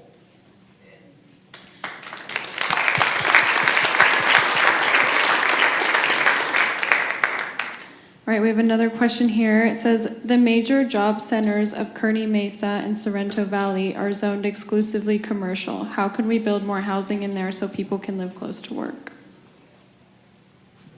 So first of all, question the premise. I'll question the premise a little bit because the latest community plan for Kearney Mesa did actually rezone a lot of industrial land and commercial land. Yes, that deserves a big applause. You're seeing apartments go up now. You're seeing a vital restaurant and cultural district that's there that is squeezing into space that was never intended to be used in the way it's being used. It's bursting at the seams, has economic opportunity. The place just money running in the gutters practically when I walk through. I'm an economic development guy. It's just because people are spending, and they're on sidewalks, money in the gutter, sidewalks 3 foot wide with parties of 10 and 12, food shopping and cultural engagement, all this. So we need to rebuild housing in areas like that where we've already got these vital hearts. We need to support it with housing because that's what will keep it a 24-hour city. That's what's going to make the transit system should be one leg of a of transportation. That area is in the center of the region, right? So we are doing, I guess to go back to the question, I think we are doing the rezonings that are necessary wherever it is wise and advisable. Kearney Mesa has issues with the flight path of Montgomery Field. There's co-location. There's certainly some concerns, and I know in the past when we talked about industrial lands, there's certain uses that light industrial that are fundamentally incompatible. So if they're using solvents and other kinds of environment, we don't want to recreate Barrio Logan. We need to untangle Barrio Logan and make that a pure, safe, clean place to live again. So I think it's the short answer is it's very nuanced here. But yes, we are, I think, as a city, looking at every opportunity to use land in the most appropriate way. I would agree. I'm not an industrial guy, but I think that what I've understood from kind of industrial and retail markets and areas that are, like Kearney Mesa, like Sorrento Valley, is that the space needed per employee has significantly reduced as we've become more efficient at operating, as we have work from home and telecommuting and stuff. So as that, as the balance shifts towards more employees in a smaller space, we still need employment lands, because if we don't have the jobs, then it doesn't matter. A house is just a house is a place for a job to go to bed at night. We need to keep the jobs, but we need to, we've seen a reduction in the amount of space needed for those jobs, and that's where we convert it to housing, again, with considerations like Montgomery Field or MCS Miramar, but I think it's gonna happen and continue to happen.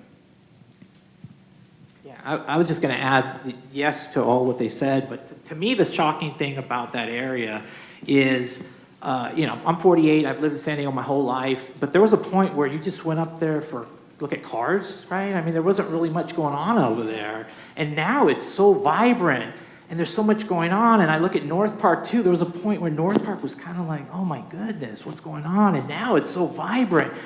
But guess what's making it vibrant? They are. Young people are. Not me. My generation's raised the kids. My parents' generation is retired. They don't have a lot of disposable income. It's them. They're revitalizing areas that everybody here in San Diego knows. At one point, we looked around and go, what is going on here? What's happened to North Park? Now look at this place. So again, the goal here is to accommodate for that. Accommodate for them so that we can do things like build housing where people want to go. And the other thing is, this is the important thing about the concept of minimum lot sizes, is to pull the thread everywhere.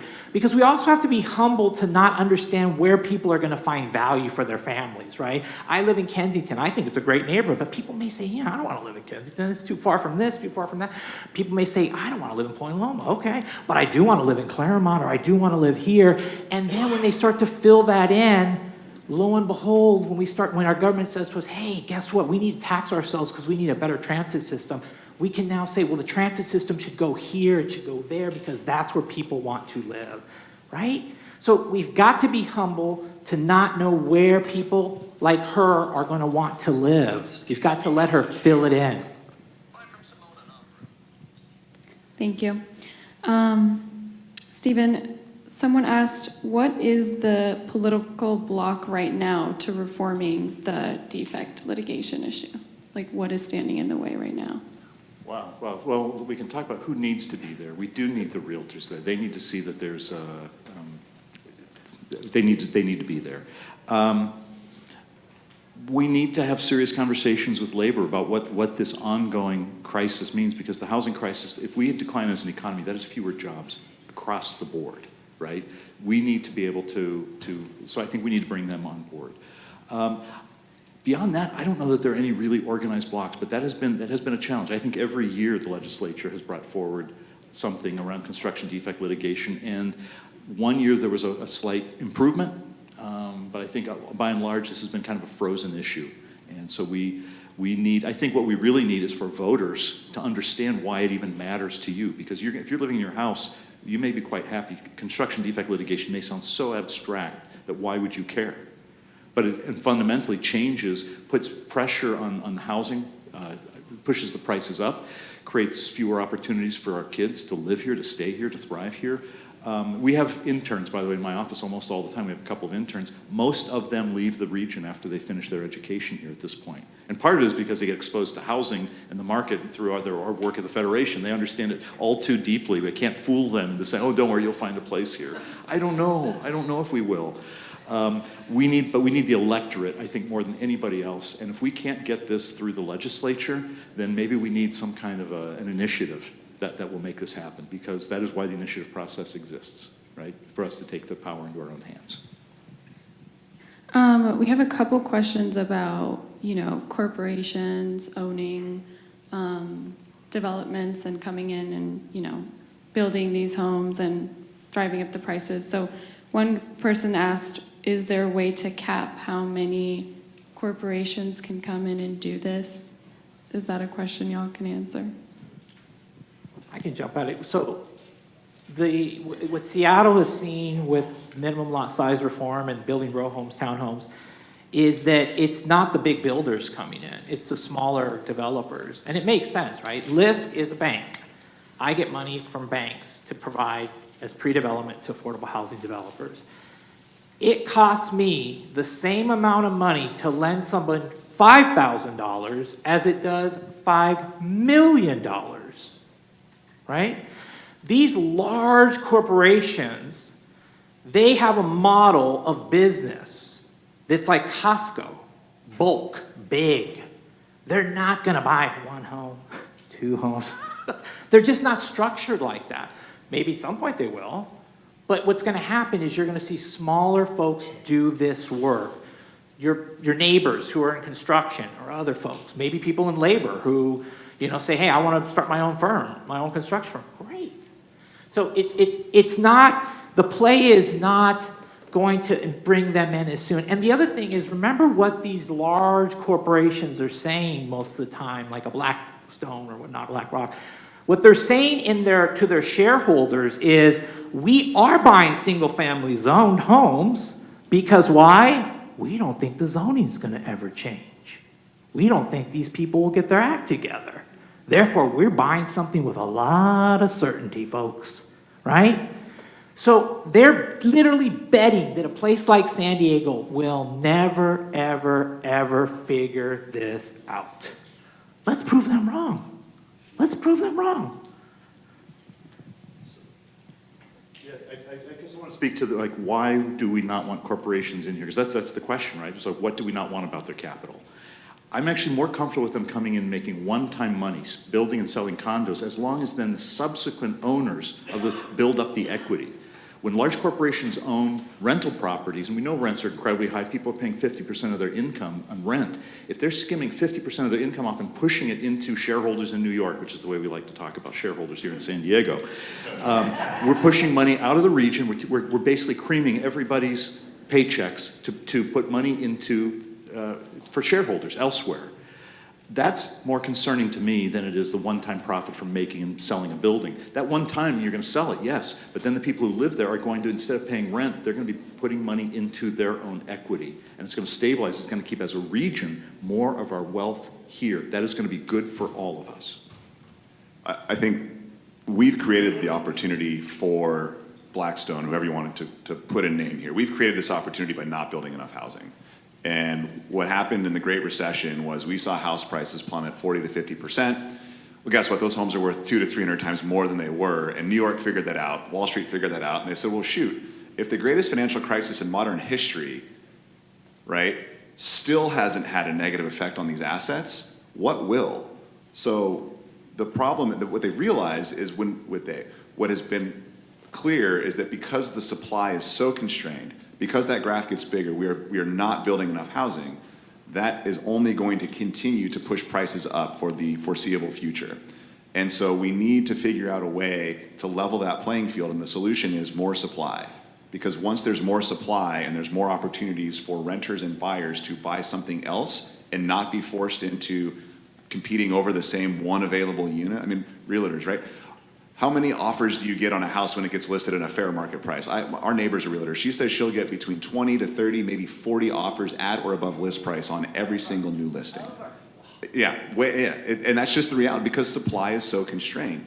And hedge funds know this, and private equity knows this, and they have the ability to do it and to overpay because it's just going to continue to appreciate as long as we constrain supply artificially. We have the units planned. We're just not getting it approved fast enough.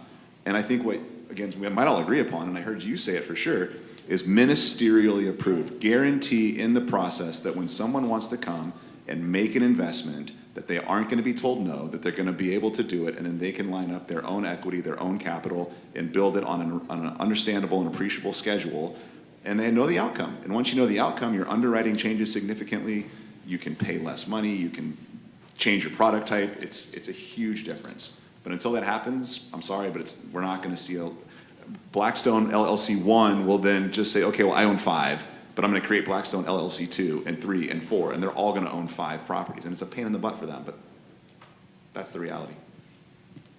All right, thank you all. We're going to start wrapping it up. This was a great discussion. We'll hear from Bella to give us the closing remarks. Thank you, everybody. Now would be the time to vote if you haven't already. It seems like a lot of you have, but We very much appreciate that. The voting will be open for, I believe, about 10 minutes after the panel, so you have some time to think about it. And all of the winners of all of today's panels will be announced and awarded at the podcast recording later this evening. So if you're having any trouble with voting or questions or otherwise, raise your hand. Somebody can come around and help you out. But until then, the next session is at 2:30. So thank you so much for joining us. Let's give them a round of applause. A round of applause.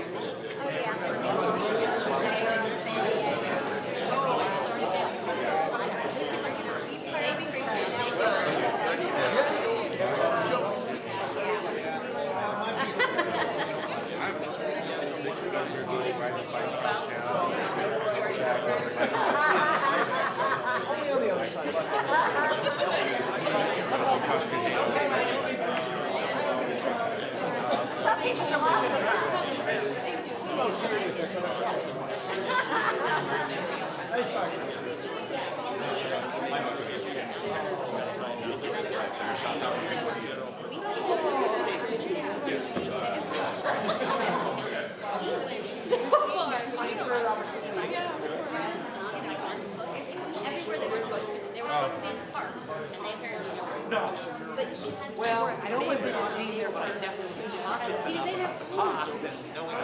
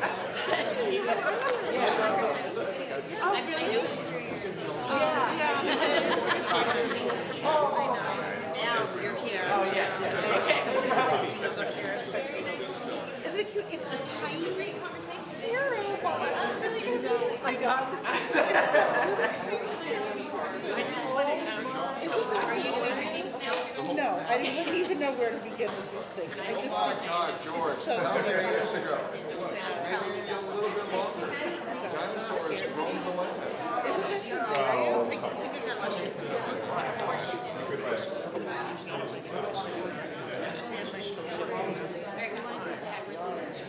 We did the first panel.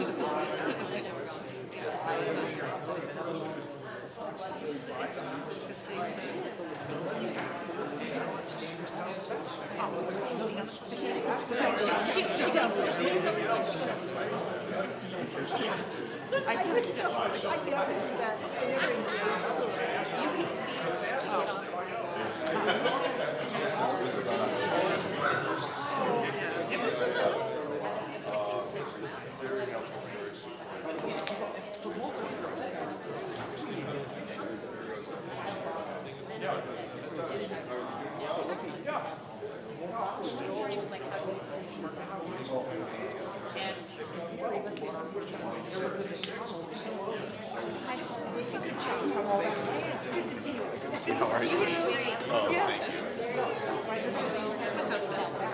I was nervous up there.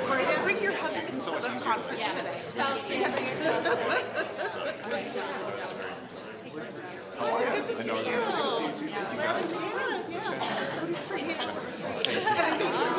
Where you going?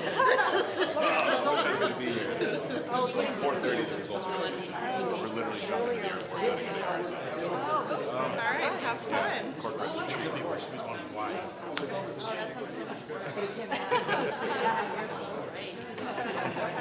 Have a great time. All right. Yeah. Bye, guys. All right, let's get out of here.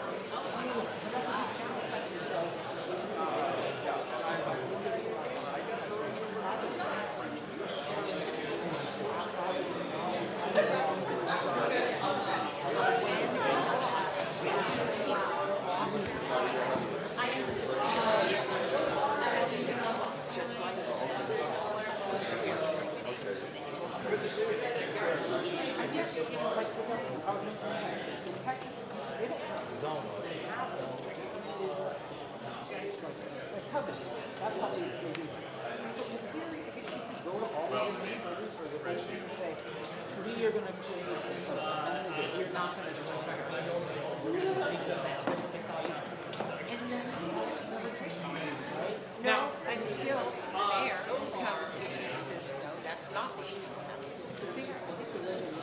In theory, the idea is to get more right. You have to You say the rights.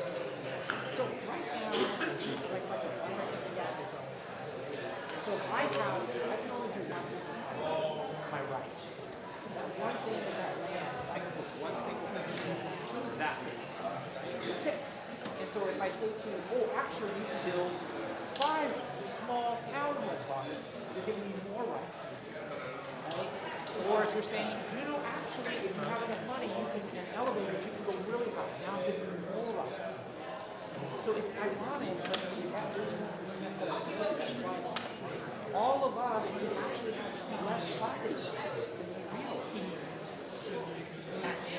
One person is making a decision to destroy the others. The hard thing is the change part is just so Nobody's communicating. Everything is done. Everything. People, one computer's talking to another, and there's absolutely no communication. I think about like my mouth.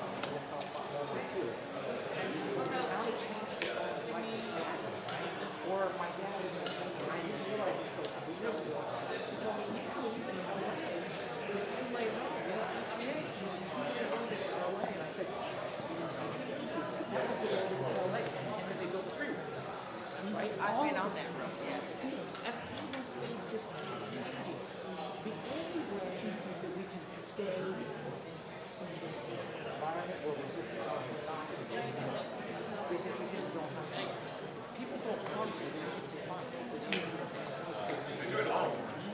It's just, we're gonna come to, this is absurd. Ricardo's your name? Thank you. Ricardo. Okay.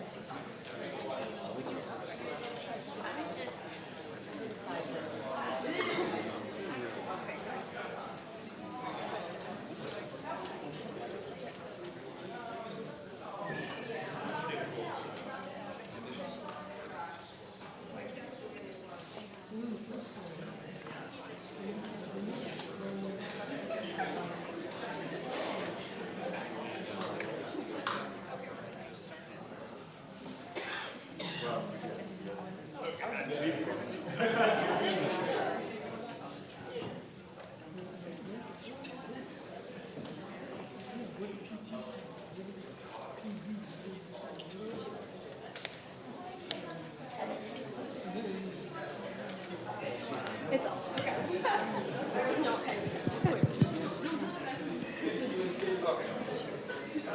I just kept tapping it and there was no sound. I was like, I'm a little concerned.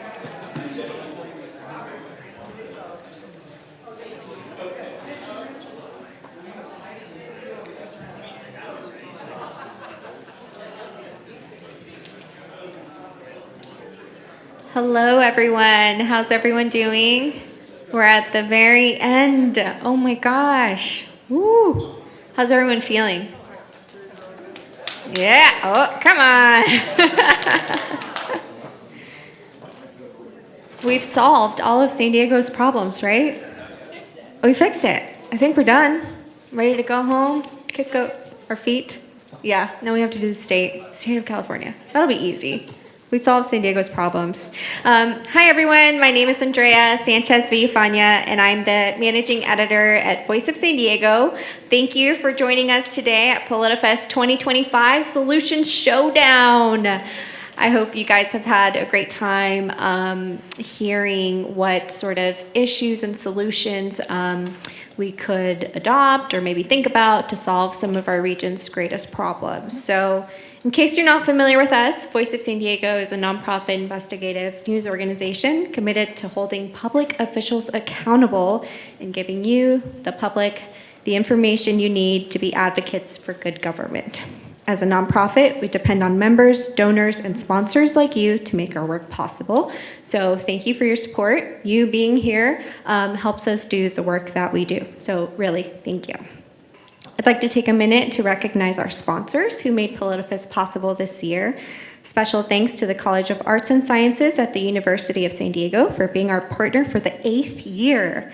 They've hosted us. They're very, very great hosts, so thank you. Thank you also to the Sequan Band of the Kumeyaay Nation, Mark Nelson and Nelson Stakeholder Consulting, the San Diego Foundation, Hitsky Development, Intessa, the Prebis Foundation, First 5 San Diego, and AARP. We'd also like to recognize KPBS and iNewsSource, our partners in public matters. We're partnering to share content, conversations, and events like Politifest to ensure all San Diegans understand their opportunity to participate in the democratic process, and that it means more than voting in an election. I hope you all had a chance to stop by our community tables outside. They're really great, and if you happen to fill out your passport, you'll get a Voice of San Diego swag, so that's exciting. If you're unable to attend any of the sessions, maybe you were interested in 2 and you couldn't make the other one, don't worry. We'll have those on our website, where you can watch them after the event. I've assigned all of our reporters stories about what the solutions were. So you can feel free to look at our website after our event. We also are using the special app that I'm sure most of you are already familiar with since you're towards the end of the day, where you can submit your questions. So make sure you scan it, make sure you're in the right one, look up on the top, make sure you're in the right session, and you can submit your questions there, and I will hand them to Joey when we're ready. So without further ado, let me introduce you to our moderator, Joey Safchik. She's a political reporter at NBC San Diego.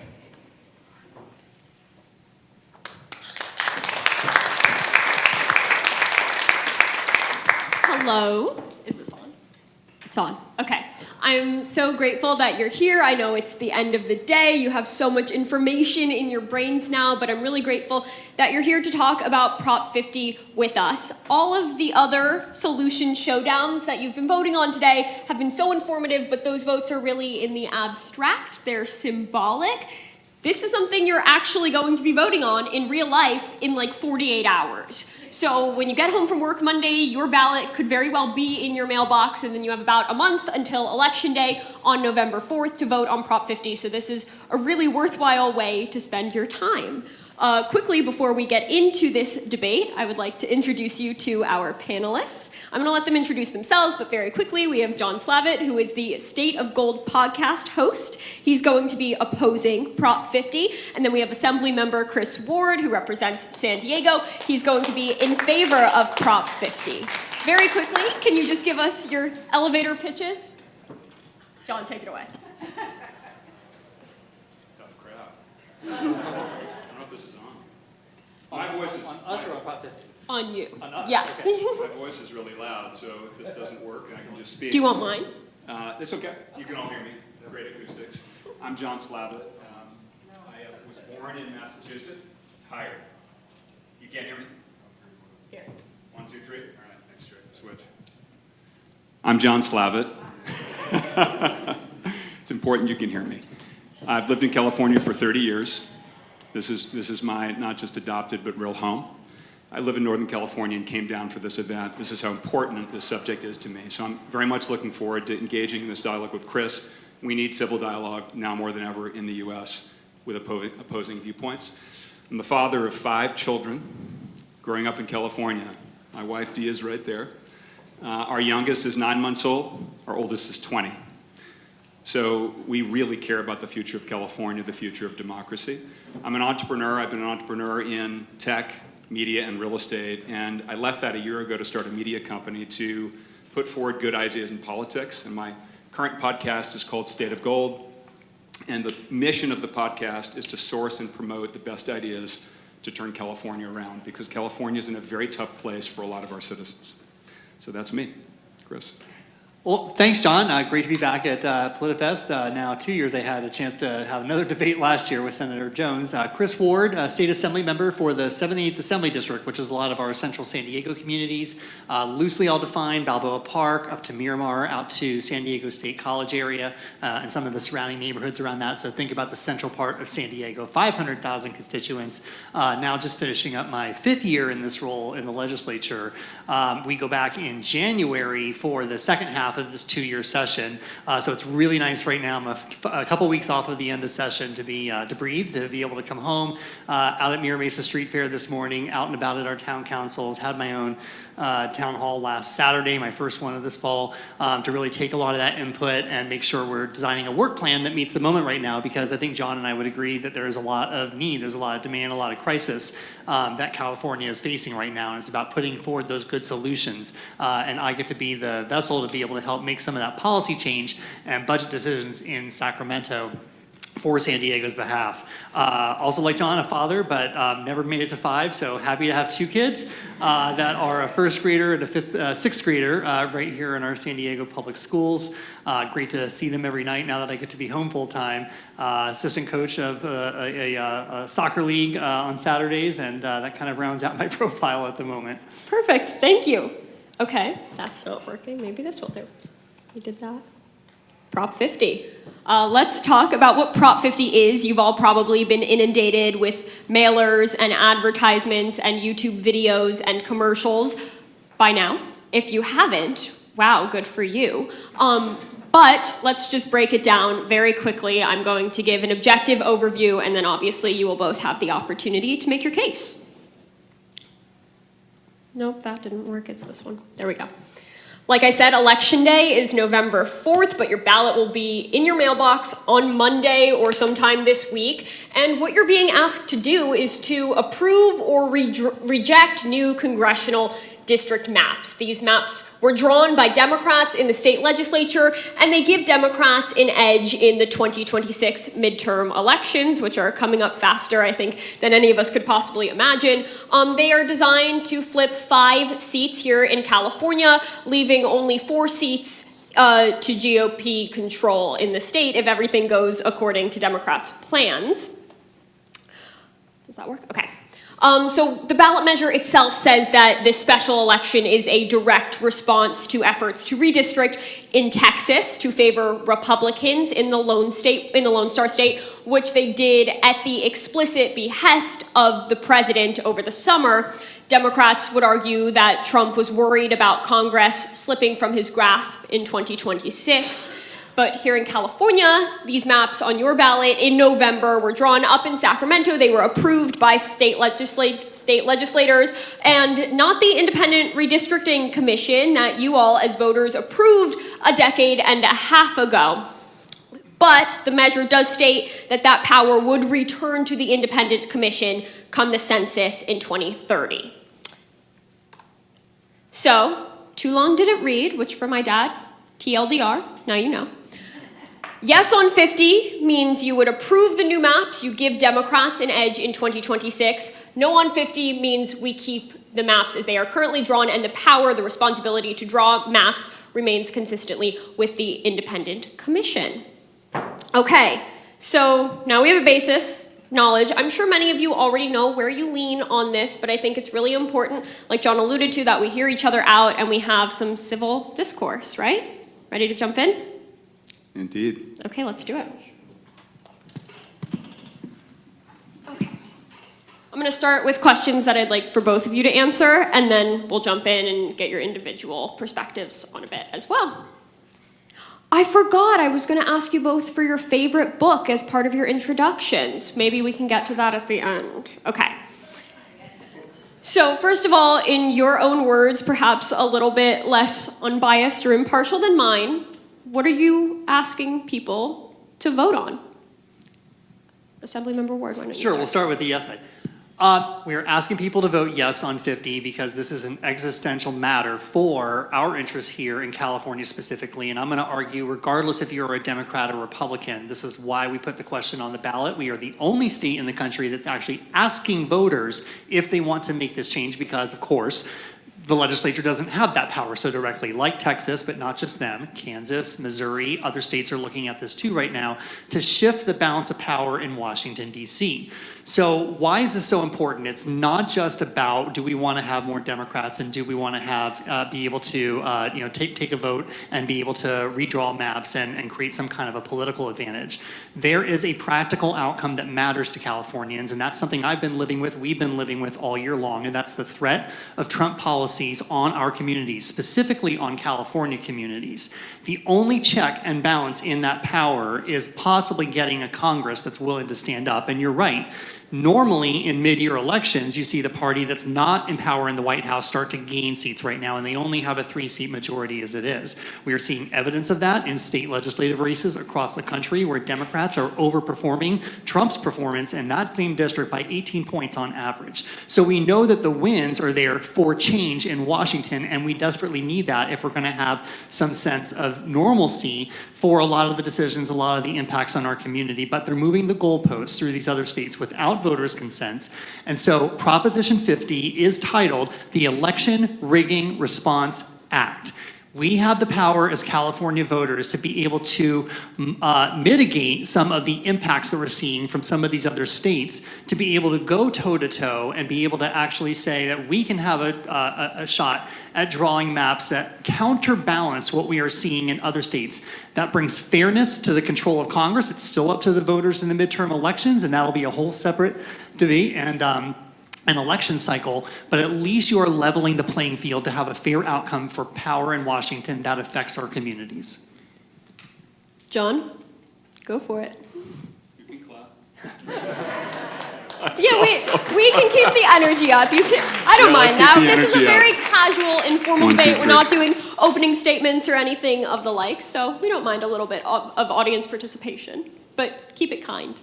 Okay, well, That's thanks my for ground that. Thanks rule. for That's that, my Chris. one rule. Thank you for that, Chris. The first thing I would say is I share your righteous indignation about this thing called gerrymandering, because I think you're indignant that Texas has put it in motion, and there are other states that are now looking at gerrymandering. So we should be against gerrymandering wherever it happens in the country. Thank you. I like the back of this audience. Let's start with why that's so important. When Texas instigated their gerrymander, at the request of President Trump, to eliminate 5 Democratic seats, which it surely will in the midterm because of the way they've drawn the maps, our government leader's response in California was to do the same thing to our own citizens in California. So the maps that Chris and his colleagues have drawn and approved will surely eliminate 5 Republicans here and disenfranchise,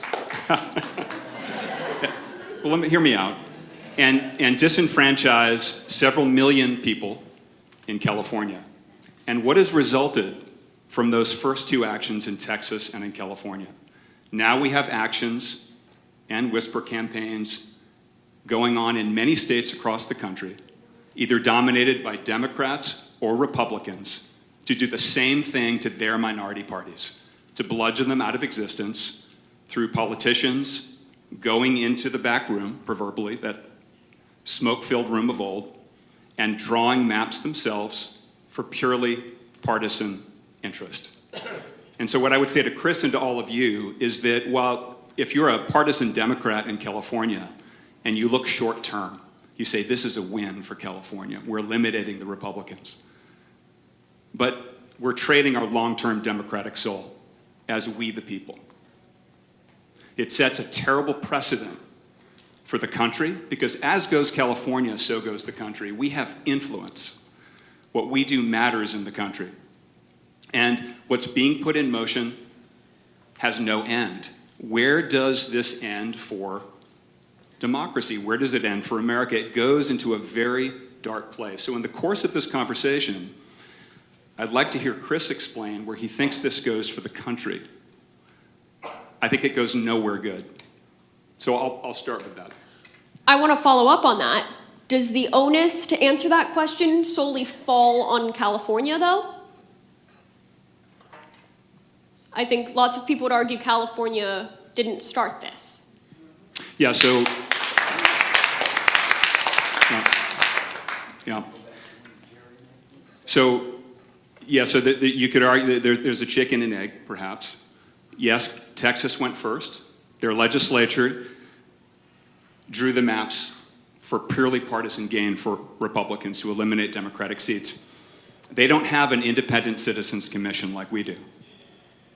So in 2010, 61.3% of our fellow citizens, 61.3% voted to create an independent citizens commission to draw the maps for our House members in California that we send to Washington.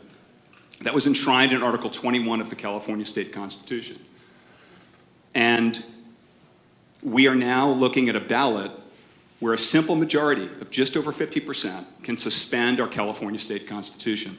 What I'm arguing, Joey, is not whether it's better or worse that Texas went first and California went second. I'm arguing this is going to create a chain reaction across the country that hurts us all. And we can get into the question of whether Prop 50 is really going to preserve democracy in the country. I argue that it will not. I argue it's going to degrade democracy in the country. Assemblymember Ward, do you want to respond? No, a lot to respond to. So let me start by acknowledging that what happened in Texas is not just actually shifting and trying to remove 5 Democratic seats, but actually removing 5 black and brown members of Congress as well from the power that they had, that they're trying to be able to elevate their voice in Washington.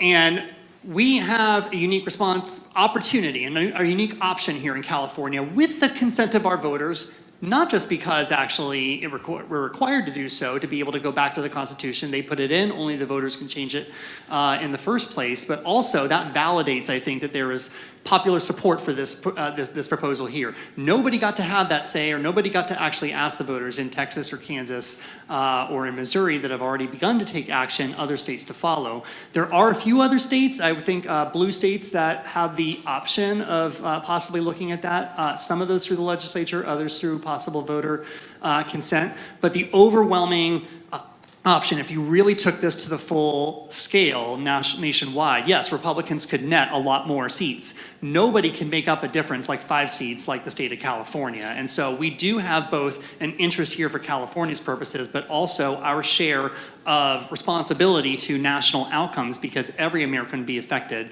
This does end. This does end after 2030 because these maps are temporarily in effect until 2030, at which point, baked into this Proposition 50, the power goes right back to the Independent Redistricting Commission, several commissioners of whom, by the way, have actually endorsed Proposition 50. And we would hope that this entire experiment that we didn't start and we don't like responding to might actually have sat well with most Americans, that will shift more states to be able to think about independent redistricting commissions. But that's not the world we live in today, and I'm not sure what it's going to look like by the time that we get to 2030. I would say that one of the biggest things that I've heard as a representative all year long is, what are you doing to try to go toe-to-toe with the Trump administration to the best and every extent that you can? Right? We're suing, and we're often winning on those to try to protect your taxpayer dollars. That doesn't mean that he's actually going to release the funds or listen to the courts. But what else can we do? Well, how are we thinking outside the box? Because there are unprecedented actions out of Washington, D.C. that we have never seen before in the history of our country right now. And we have got to be thinking creatively and appropriately to go toe-to-toe to those. Otherwise, if we sit on our hands and say, well, this is a principle and we have our commission, and we are missing that moment to possibly leverage our support to be able to level that playing field. And that's what Proposition 50 is about. When you say you're not sure what the world is going to look like in 2030, why should voters trust that what's codified in this ballot measure is going to hold true, that legislators won't walk back that promise to return this power to the independent commission? Because it's literally baked in the measure itself right now, and the only thing you could do to ever change that again is to have yet another question put to the voters sometime after 2030. That's not something that I would want to do because, again, this is the Election Rigging Response Act. We are responding to the times and the actions that we are seeing, which puts California communities at particular disadvantage. We have to step up. for our interests and for the interests of other states as well that don't have this option that California has to be able to help level that playing field. Do you have faith that that power is going to be returned to the commission? You're asking me, Joey? Mm-hmm. Well, I would repeat what Governor Schwarzenegger has said in the recent past. He's gone on record saying that he has grave doubts that we'll return to the independent commission. There's an old saying that there's nothing that lasts longer than a temporary government program. And I think it's true throughout history. I'm with Governor Schwarzenegger. You know, in 2010, it was the third try that created this independent commission. It took a lot of effort and a lot of time. 2008, citizens voted by a little over 50% to create the commission to draw maps for our state senators and assembly members. And in 2010, with a lot of effort and a 61% positive vote, we created this independent commission. It was a huge lift. We should be proud of that, and we should preserve it in California. What I'd say to Chris is he essentially is saying that the means justify the ends. He's saying that the end is to make a statement, the end is to fight back, and the means we should use is to pass a ballot that strips millions of our fellow Californians of their franchise. I argue that that's wrong. I think it's short-term gain for the Democratic Party in California, and it trades our long-term democratic soul. We have to think as a we. Think about when the shoe's on the other foot. You know, the pendulum of politics swings. There's a lot of evidence in California that we're getting more moderate. We're electing more moderate officials. At some point in the not too distant future, Republicans will have the gavel in Sacramento. And what will they do with the power and the precedent that's been established by Prop 50? It's completely wrong-headed. I would also say this. California is in a very tough situation within the borders of our state. Our working poor, working class, and middle class people cannot afford to exist here. They cannot afford to exist here. California ranks near the bottom in almost every metric that matters. We have the highest poverty many years running. We have the highest unemployment. We have the highest energy cost, the highest housing cost, which the session earlier today talked about, the least upward mobility for our citizens. And so meanwhile, what our leaders in this state are doing is they're saying, look over here. We're going to do this Prop 50 at the cost of almost $300 million of our money to distract from the real problems of California. We have really pressing problems that our leaders should focus on. And I think that's what actually matters right now. That's the real emergency. Governor Newsom, and this was largely his brainchild, has said, quote, we could lose the republic.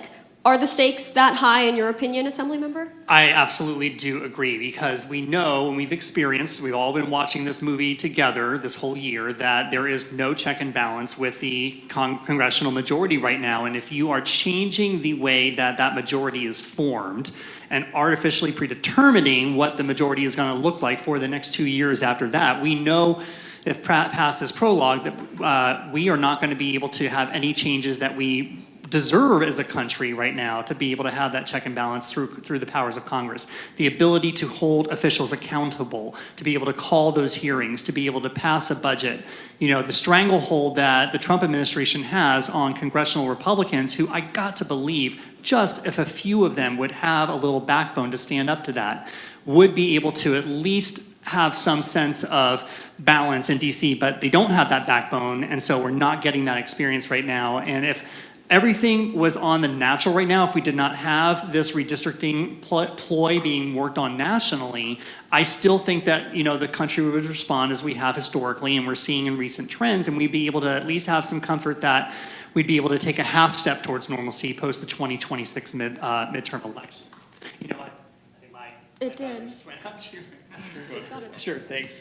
You know, just a couple things to respond to. I mean, a litany of issues that, you know, we are simultaneously working on right now, issues that I was happy to put on the governor's desk to be able to work on: cost of living and affordability, civil rights, and all the other things that are within the state's power control.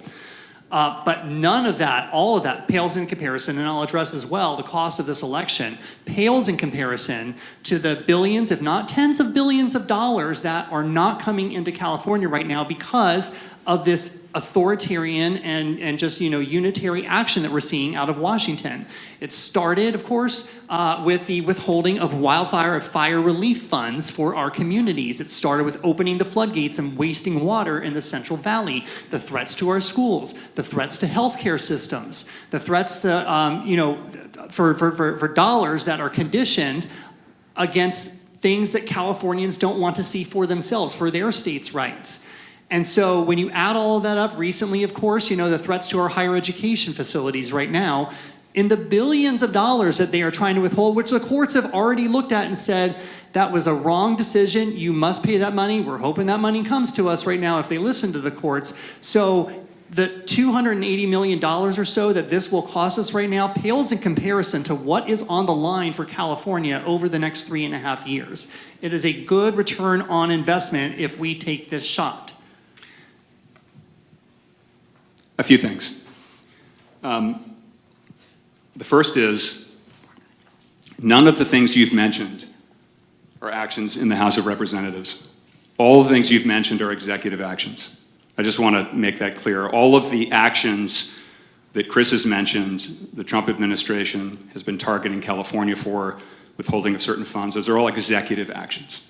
None of those have been put forward by the House of Representatives. Let's just make that clear functionally. That Prop 50, whether it passes or not, will have nothing to do with the actions that Chris mentioned. I just want to. I do want to keep us on track and make sure we keep talking Prop 50 because we could get lost in a I'm going to rebuttal come right spiral. back, but that's an important point to make because it's not true, and Chris may want to respond, but I just want to put that out first and foremost, and put that on the table. I want to give a quick revisit of some history that affects the context for the midterms. So, hope I don't bore you. How's everyone's energy? It's pretty quiet, it's pretty mellow in here. Since 1946, in the United States, we'd have 20 midterms. Midterms happens every 4 years, right? So, over 80 years, 20 midterms. In those 20 midterms, the president's party, the president in power, has lost how many seats on average in the House? Anyone want to guess? Say it again, louder. I heard a 40. 25. Anyone else? 36. You were all pretty close. 28. Okay? The only 3 times that trend has been bucked was in 1962, JFK, 1998, Clinton, and 2002, George W. And their approval ratings in those 3 midterms were in the 60s to 70s. All of them were doing very well with their approval for different reasons. In every other midterm, the president's party lost between 8 to 60 seats. In 2018, President Trump's last midterm, how many seats did the Republicans lose? 40. What was his approval rating at the time? 45%. What is Trump's approval rating now in all the poll of polls as of this week? About 40 poll of polls. A little higher, a little lower. If you look at all the historical data, okay, from 1946, the last 80 years, it is almost a mathematical certainty that the president's party is going to lose a huge number of seats. So to say that Prop 50 is going to save democracy, to say that Prop 50 is going to make a dent in the midterms, it just does not comport with the facts. And I would go back to my initial argument that this is a tit for tat. What Texas did, and what Texas did, by the way, is now being adjudicated. Does everyone know there's a court case in the Western District of Texas, in El Paso? There are 3 judges, I believe 1 circuit judge, 2 district judge have been impaneled because plaintiffs, including the NAACP, have brought suit that the maps driven by the Republican legislature are illegal and violate the Voting Rights Act. That's being adjudicated now, right now. And those maps may be overturned. So my point is, number 1, the House of Representatives has nothing to do with the executive actions towards California right now. Number 2, if you look at history, The Republicans are on track to lose a huge number of seats, probably at least 30. And number three, and Chris, I'd like your response to this, those maps in Texas, which I disagree with, they're gerrymandered. They're partisan and they're gerrymandered. If those are overturned and reversed, and Prop 50 passes, should we have another ballot to overturn our action in California? It's a response to Texas. Texas is being adjudicated right now. Well, I'd say we know what we know in a moment in time right now, and even if a local trial court level judge or a panel of judges does overturn those maps, they are surely going to be appealed, and I'm sure this would all end up into the U.S. Supreme Court. I actually would give you this. I actually would like to see something make it all the way to the U.S. Supreme Court. I would be nervous, of course, because they've already stricken out a lot of the power of the Voting Rights Act, so some of the actions that they're even suing on may not apply to that. But if something got to the U.S. Supreme Court where they were denying or found any reason to find out of the mid-decade redistricting, that could actually undo everything nationwide, and we're right back to where we start with. That would be a great outcome, actually. I just don't have faith that all of those steps would necessarily fall into place, and so we know what we know today, and what today we have to do is respond to what's right in front of us. I do want to ask, originally, voters were led to believe that the ballot measure would say this would only go into effect if Texas proceeded with its redistricting. That was taken out of the ballot measure. Because Explain at the why. time that I voted on this, yes, when it was drafted, it was conditional, but then that very same week, Texas took the action they did. They passed it, it's signed, so it was no longer conditional. It was in response to what Texas did. We had a deadline to be able to get everything to the Secretary of State, and that's exactly what you see on the ballot. So at the time, it was a moot point. It's a moot point now. And how many people have received their ballot voter guide? It's, okay, you've got it. It's this teeny little paragraph. And one of the phrases says, we affirm independent commissions nationally. While we suspend our own independent commission for 3 election cycles to respond to the same bad behavior in another state that is now spawning more bad behavior in more states, some dominated by Democrats, some Republicans, to what end? I do have a question. To what end? I do have a question about that. Do you have any concerns about the message that it sends to press pause on that independent commission that you and so many Democrats have lauded over the years? No, because both of the things are true at the same time. We have a question that will have an impact that will drive power and decision-making over the next 2 years right now on a playing field that has been intentionally tilted. And California voters have the opportunity for the next few elections to be able to meet these other maps right now and help to right that playing field right now. You had asked earlier about the existential nature of this question right now, but this is only just one of the things that is coming at us right now, this sort of piece by piece redistricting. We already know that Trump and White House officials are interested in reapportionment. They are openly talking about this right now, about trying to actually go back to the same census data from 2021, remove some of those who were counted, try to say California doesn't have 52 seats anymore. They have 48 seats. They should redraw, and they're trying to actually do a mid-decade reapportionment, which has never been done in the history of the country. And then furthermore, already an executive order has been out there that has been casting doubt about whether or not they are going to accept any results from vote-in mailing, right? So this is early, but we have a lot more arguments ahead of us right now to make sure that fair election outcomes are actually obtained.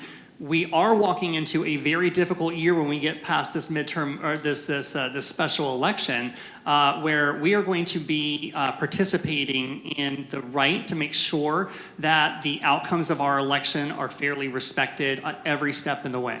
Let me just, this is a bit rhetorical, but give me your take. I want to ask the audience a question. How many people believe that Joe Biden was elected in a free and fair election? Okay. How many believe that Trump was elected most recently in a free and fair election? Okay. We all agree that with all of its challenges and downsides and holes, our election system, which is run by each state, is generally free and fair. And thank God. And thank God for poll workers and election officials who have very difficult lives these days. We know that. We know that. But thank God we have free and fair elections in this country. So we have lots of challenges in this democracy, no question.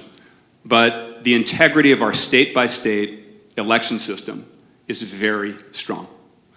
So I think we should value that and understand that and focus back on the two wrongs don't make a right nature of Prop 50.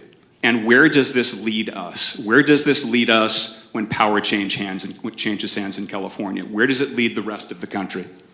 Especially against the backdrop of the data that I put out, that I shared, that the president's party is going to lose, likely to lose, tens of seats in the midterms next November 2026. What are we actually doing here?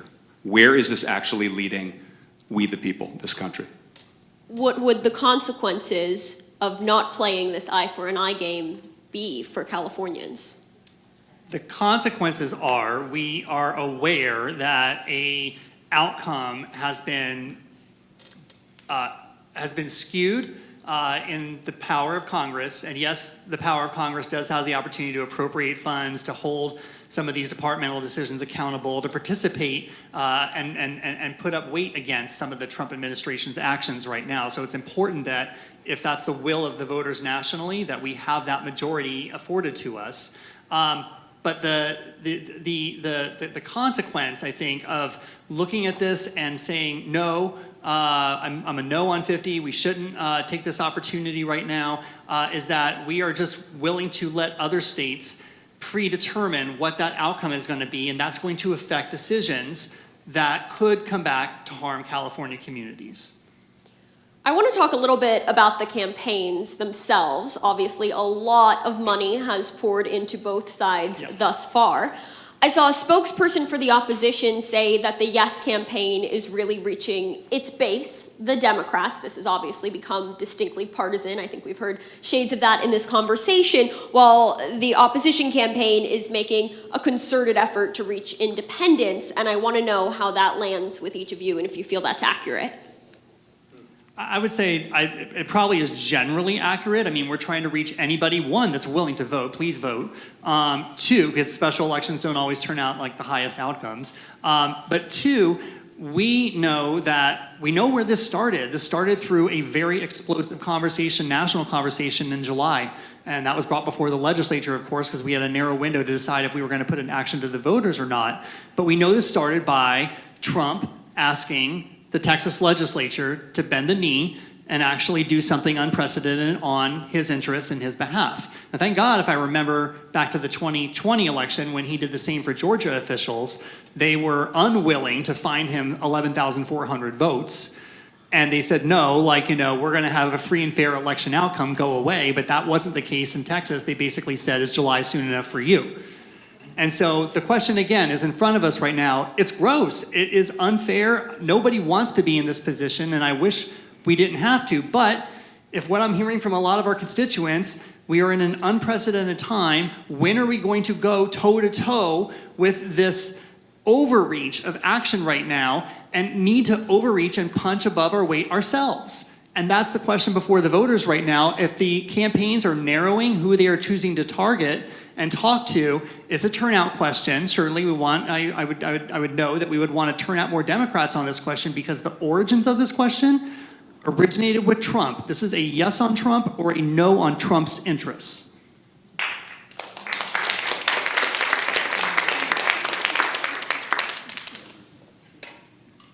You want me to respond to that, Joey, I assume? I would love you to. Okay.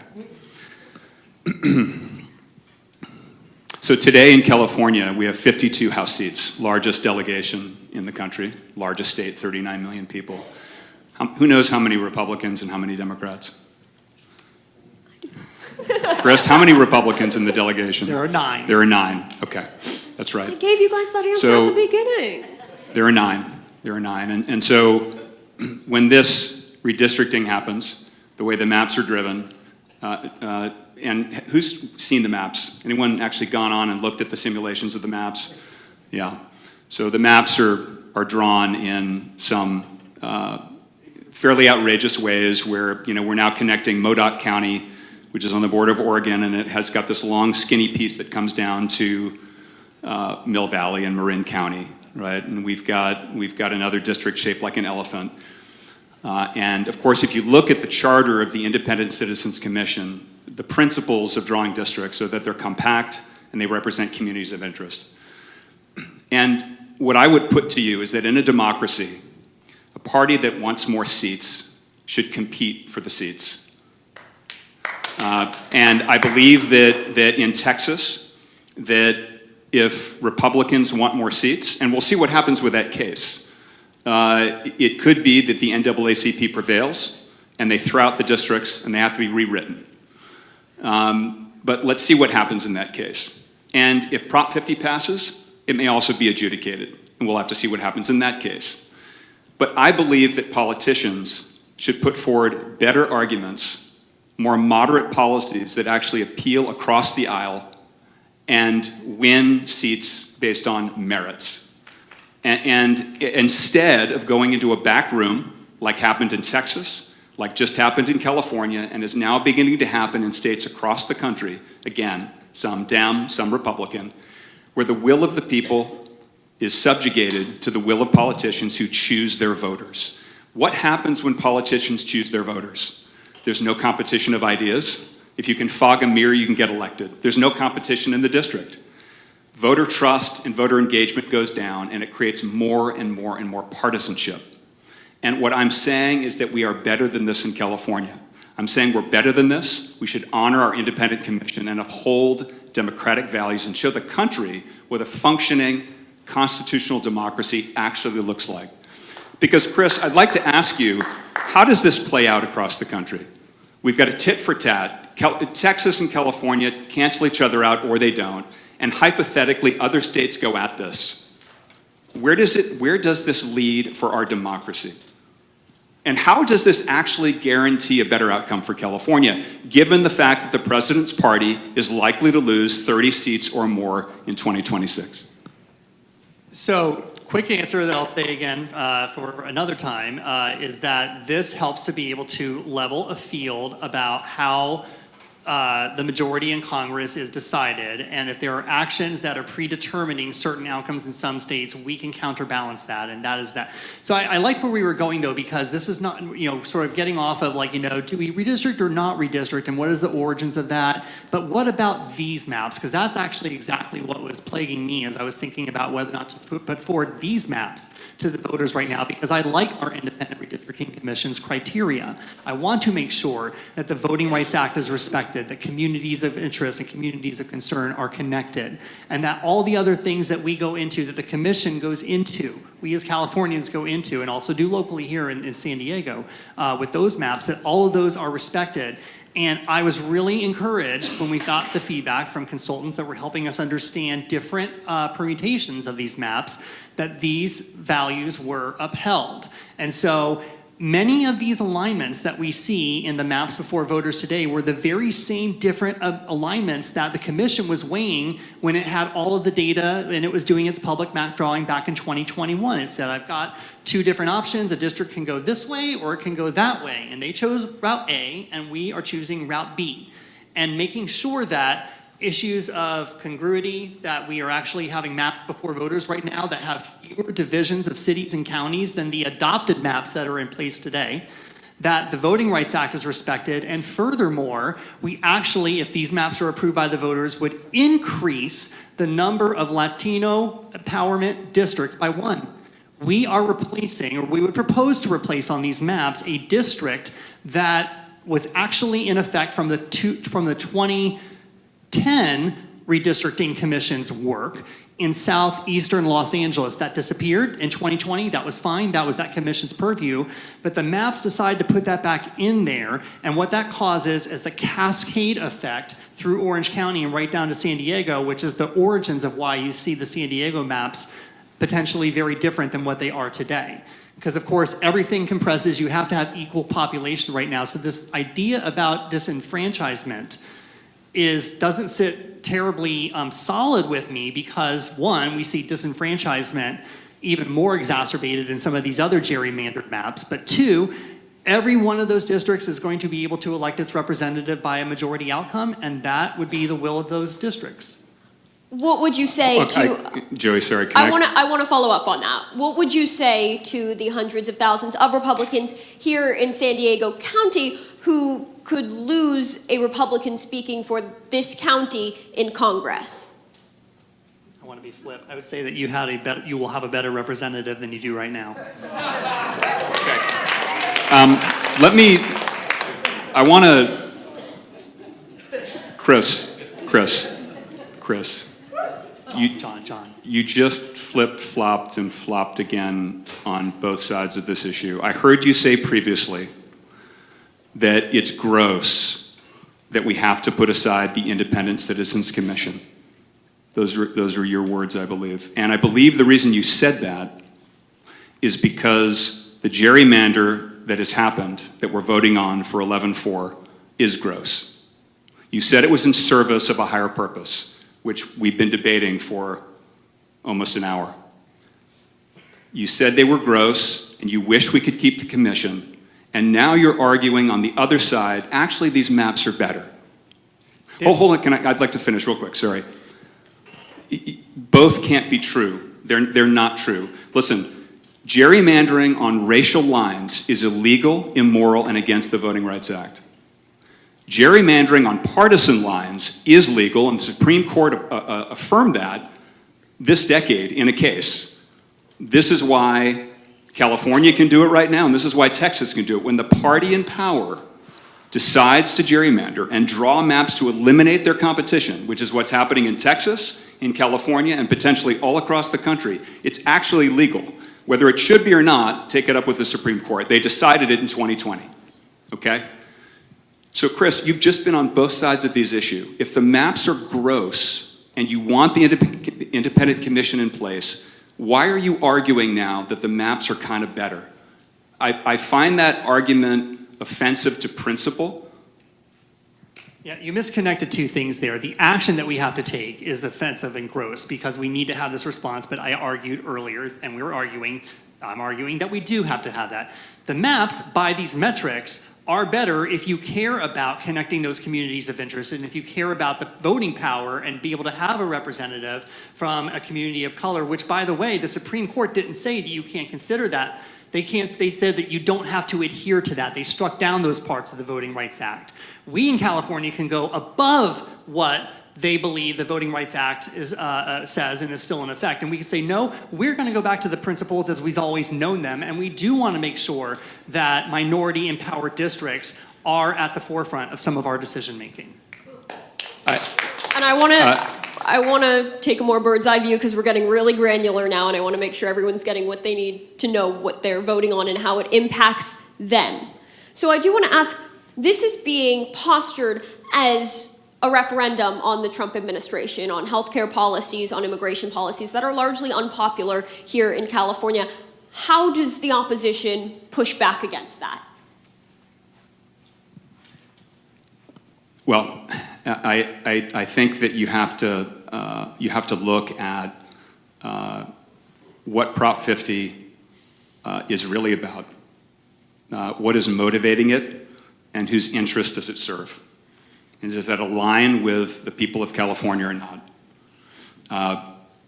It so happens that this has become a huge fundraiser and a huge distraction for our governor. Do you think this is a proxy battle? Listen, we know that our governor has been pining to run for president for a long, long time.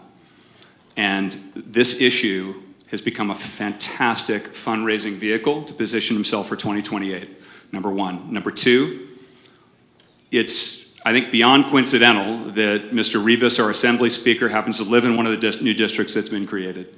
I think it's beyond coincidental that Mike McGuire, our leader in the Senate, happens to live in one of the districts that's been created.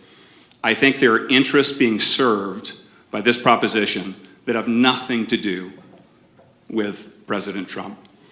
And I think that the $300 million of our taxpayer money that is being spent, almost $300 million, to run this very fast cycle of this proposition, to ram it down the throats of Californians, is incredibly misguided. And also for all of the reasons that I've expressed previously. I think it's a naked power grab in California, just like it's a naked power grab by the majority in Texas.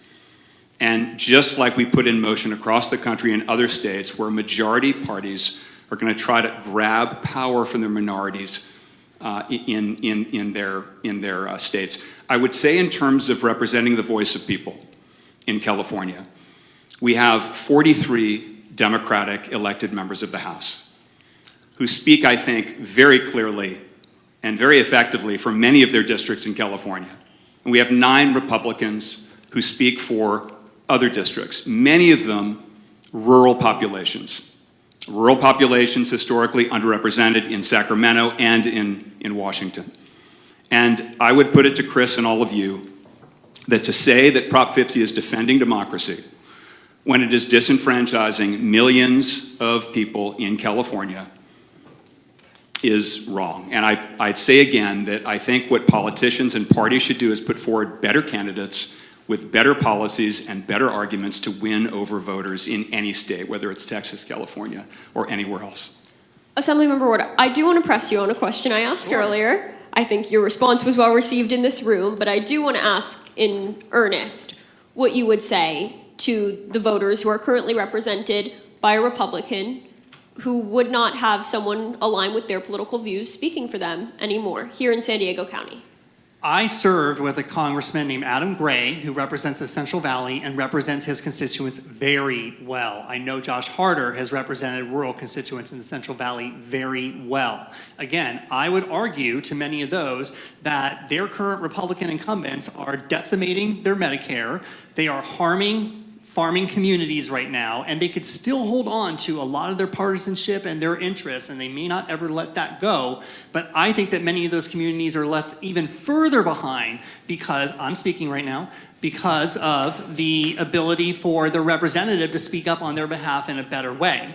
Now, I did want to correct the record. The Assembly Speaker's congressional district was marginally, if hardly at all, changed in the new maps right now. There were a number of changes to the maps right now, lack of changes to the maps that are before the voters right now that are still a part of the adopted maps by the commission right now, largely the Central Coast, the Bay Area, and Western Los Angeles right now were largely untouched. So there were, again, because you had to drop in this new district in Southeast LA, it was a cascade effect. There were other ways to realign communities right now across Northern California that were also debated. And there were also some alternative drafts by the very same commission in 2021. And we went back, our consultants went back to their own data, tens of thousands of voters' input into that map drawing to say, do you want to take this alignment or take that alignment? But this was all citizen contributions to the map-making process that we were able to reorient. One of the concerns I've heard is that if Texas is not playing nice, California needs to get in the ring. Otherwise, there's this double standard. Why should California not swing low? Where does that put Californians and their interests? We know that this is a blue state.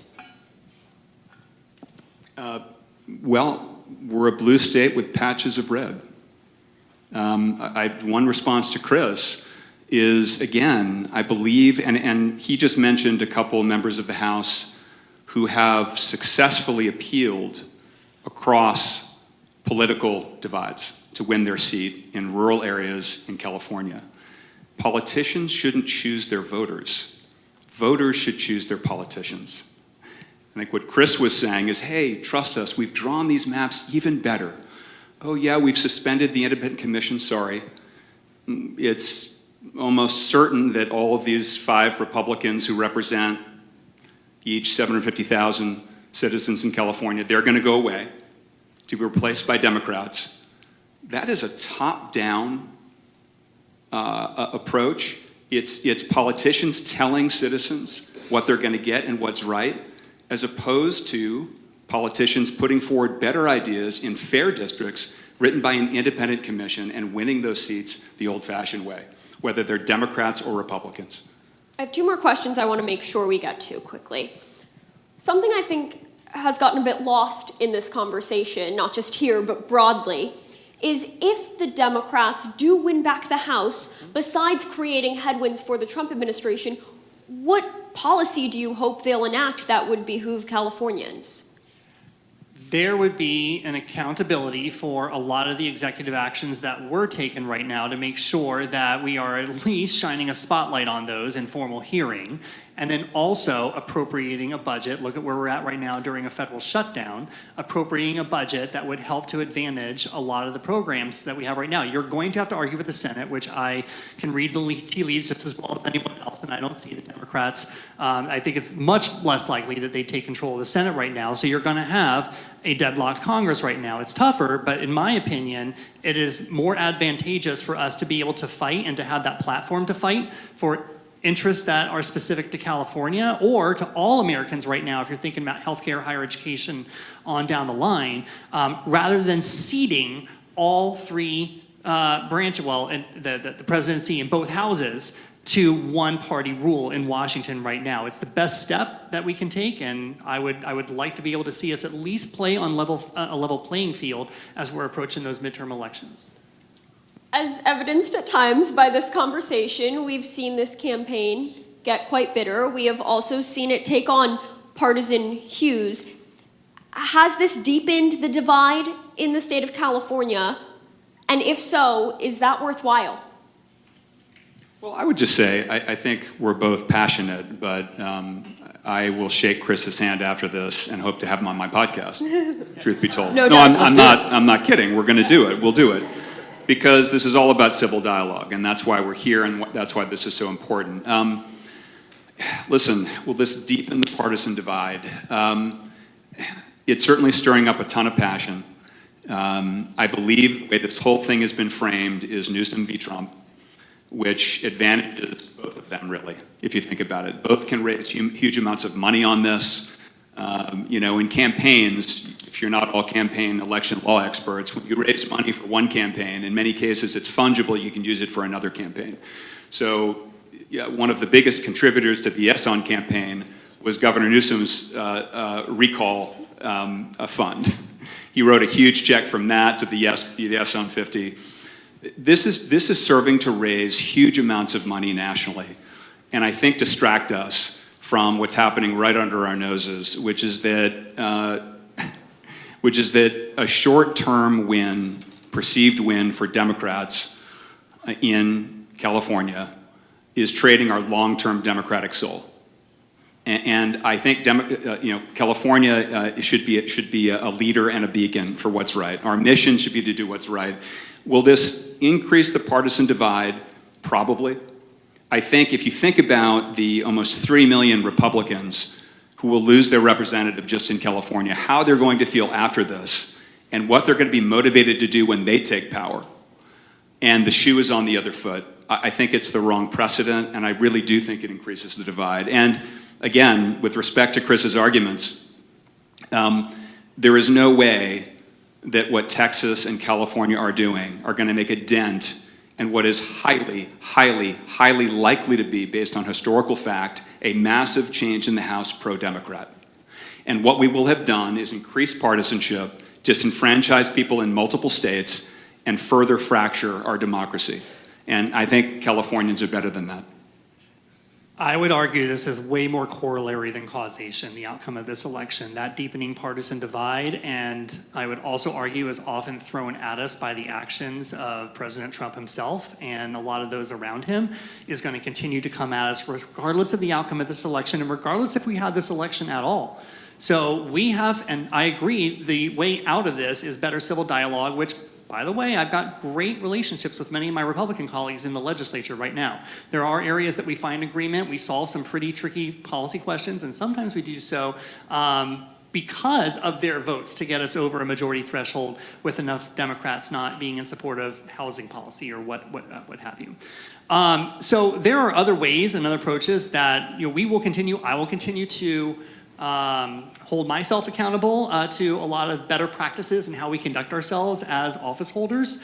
But I do think that the culture that's out there right now, and particularly the machines that are out there right now that love to use division tactics and partisan overtones to help that divide do help to be able to fester some of the interests that are out there, including the president and those that surround him right now. And that will continue to be there after the election. I don't think this causes that.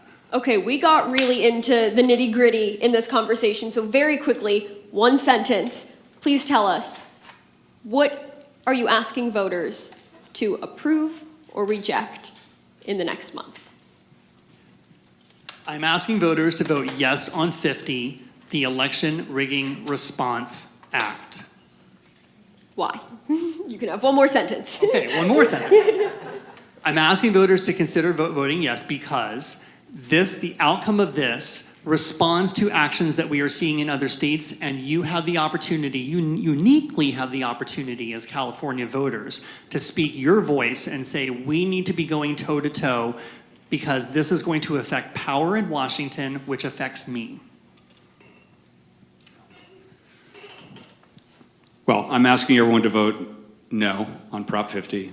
And the reason I'm asking you to vote no is because gerrymandering, where politicians draw lines in secret and choose their voters, is wrong in Texas, it's wrong in California, and it's wrong anywhere in the country. California should take the high ground and be an example to the rest of the country. And the forces of history and math and the fact that the president's party is likely to lose a massive number of seats will add insult to injury when in the aftermath of a likely change in control of the House to the other side, we're left with millions and millions of disenfranchised people in California, our fellow citizens. Excellent run-on sentences. I tried to keep it short. You both did well. I would have cut you off otherwise. Just as a reminder, so many of you have already submitted questions, but go ahead and scan the QR code if you haven't already and submit your questions for this session. Now, to kick off our Q&A session, our first question today will be asked by Uma Onwuchekwa, an Aaron Price Fellow. Each year, the Aaron Price Fellows program selects 40 kind, inquisitive, open-minded ninth graders from a pool of 300 applicants for a 3-year journey. They go behind the scenes to see how cities function, explore the role of community members in shaping society, and develop empathy and skills for navigating a diverse world. The program is a high school leadership experience started in 1991 by the Price family. The mission of Aaron Price Fellows Program is to prepare a highly motivated and diverse group of San Diego public high school students to be responsible, engaged, and caring members of their community.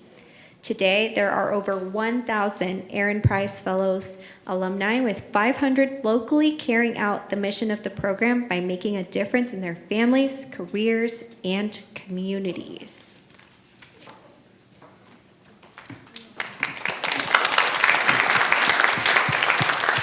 Good afternoon, everyone. My name is Uma Onwuchekwa. I'm a sophomore attending Kearney High School in the School of Engineering, Innovation, and Design. My question is, what do you believe are key elements to successful nonpartisan redistricting that could broadly be applied to California voters and their representatives? Can I start? Take it away. A great question. Great delivery, by the way, of that question. Thank you. A lot of poise. Listen, I'd encourage everyone to read the charter of the Independent Citizens Redistricting Commission that we have in effect right now in California and is still in effect unless we vote yes on Prop 50 and we suspend the Independent Citizens Districting Commission. It has a charter. It's actually not that long. One of the key principles is it's chosen from Democrats, Republicans, and Independents. I believe it's about 14 people. They have a budget of $1 million a year. Anyone know what the budget of California is? Don't say it, Chris. $322 billion a year. $322 billion. And $1 million for this independent commission for them to meet regularly and adjudicate these maps. A couple of the principles are that there should be communities of interest so that the people represented should actually have like interests. So for instance, if it's an agricultural community and those maps are driven accordingly, then their representative represents those interests and understands them. Another is that the map should be compact. When you look at them, they should be visually compact. When you look at the maps for Prop 50, they have these huge, one has an elephant trunk, one has a big long line coming down the coast. And the reason they're written that way is when one party draws partisan maps, they have to divide up the opposition into little teeny amounts and then add them in with the majority so that their vote doesn't count when it comes to the time of an election. So those are some of the principles, and I'd encourage everyone to check out the charter.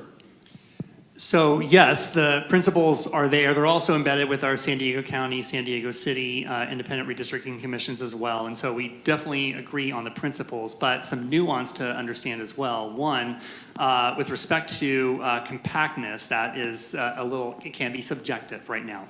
There are equally as a number of other weirdly oriented maps in the current congressional map, which is fine, and that's what they adopted. I'll take one, for example, is represented by Congressmember Kevin Kiley, which starts up in the Rockland area, hits Lake Tahoe, and goes all the way down past Death Valley. I mean, it's huge. That dramatically shrinks right now to better capture a lot of communities on the I-80 Sacramento suburban area right now, making it more compact. So there's some movement of the maps, whether it's the current iteration or the future iteration. The commission's budget is an ongoing budget right now, although it drastically increases when they actually convene post-census right now, as they will do their work, and so they will have a much more budget to work with when the rubber meets the road during those couple of years. And again, this is nuanced, but it is actually something you have to underscore. The commission is not suspended. My maps aren't changing. The state senate maps aren't changing. The BOE is not changing. The commission is still in existence. The voters have the question in front of them about whether or not they want the alternate maps to be in effect for the next 3 cycles. It does not suspend the commission. Thank you so much. Okay. 43 questions, which is amazing. Thank you for participating.